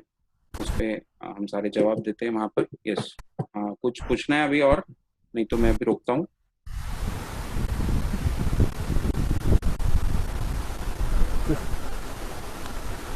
ठीक है सर, ये हर एक का इंडिविजुअल रहेगा मैटर, तो सबका सॉल्व करते बैठेंगे तो टाइम निकल जाएगा। नहीं ठीक है, ठीक है। क्योंकि हमको ट्रांसपेरेंटली सबके सामने रखनी है चीजें, उसमें कुछ कोई प्रॉब्लम नहीं है ना। ठीक ठीक है, है, पूरा सेशन तो क्लियर करते बाद में मालूम पड़ेगा ना काम करते। जरूर जरूर। सेशन तो पूरा कर लेते हैं ना, मतलब ये सेशन, मतलब जितने सेशन बाकी है नहीं अपने। नहीं, आज का सेशन अपना पूरा हुआ, उसके बाद ही क्वेश्चन आंसर शुरू हुए अपने। यस हम्म, यस। ठीक। सर और दूसरा बात, वेबिनार में आपने बोला था आपको ऑलरेडी टाई अप से बॉम्बे पुणे में, उसका लिस्ट भी आप दे नहीं रहे, किसके साथ टाई अप है आपका? ठीक है, शेयर करते हैं ना आपके साथ में। सर कहाँ शेयर हो रहा है? 2 दिन से बंदा पूछ रहा है, आप लोग जुलाई एंड अगस्त 15 ऐसा सब बात कर रहे हो। उनको पता भी कैसे चलेगा कि कौन से डेवलपर के साथ में आपका टाई अप है ऑलरेडी? ठीक, अब उसका शेड्यूल मैं दे नहीं पा रहा हूँ आपको, कब पहुंचेगा आप तक, जल्दी से जल्दी पहुंचाने की कोशिश करते हैं आप तक। ठीक? सर आप ग्रुप में कल पढ़ लो, तो ग्रुप में 2 दिन से मैसेज भेजा था मिलिंद सर ने, जी पढ़ा हुआ है मैंने उनको मैसेज। जुलाई एंड और अगस्त बोला था। हाँ, जी जुलाई वो, एंड अगस्त 15 ऐसी बात बोली गई, जबकि ओके। वेबिनार में आपने बोला आपको ऑलरेडी टाई अप हुआ है। मैंने आपसे इंडिविजुअली पूछा था, तभी भी आपने बोला था कि आपका टाई अप है बॉम्बे न्यू बॉम्बे। आप उसका तो लिस्ट जी भेजिए जिसका ऑलरेडी टाई अप है आपके साथ। जी ठीक है।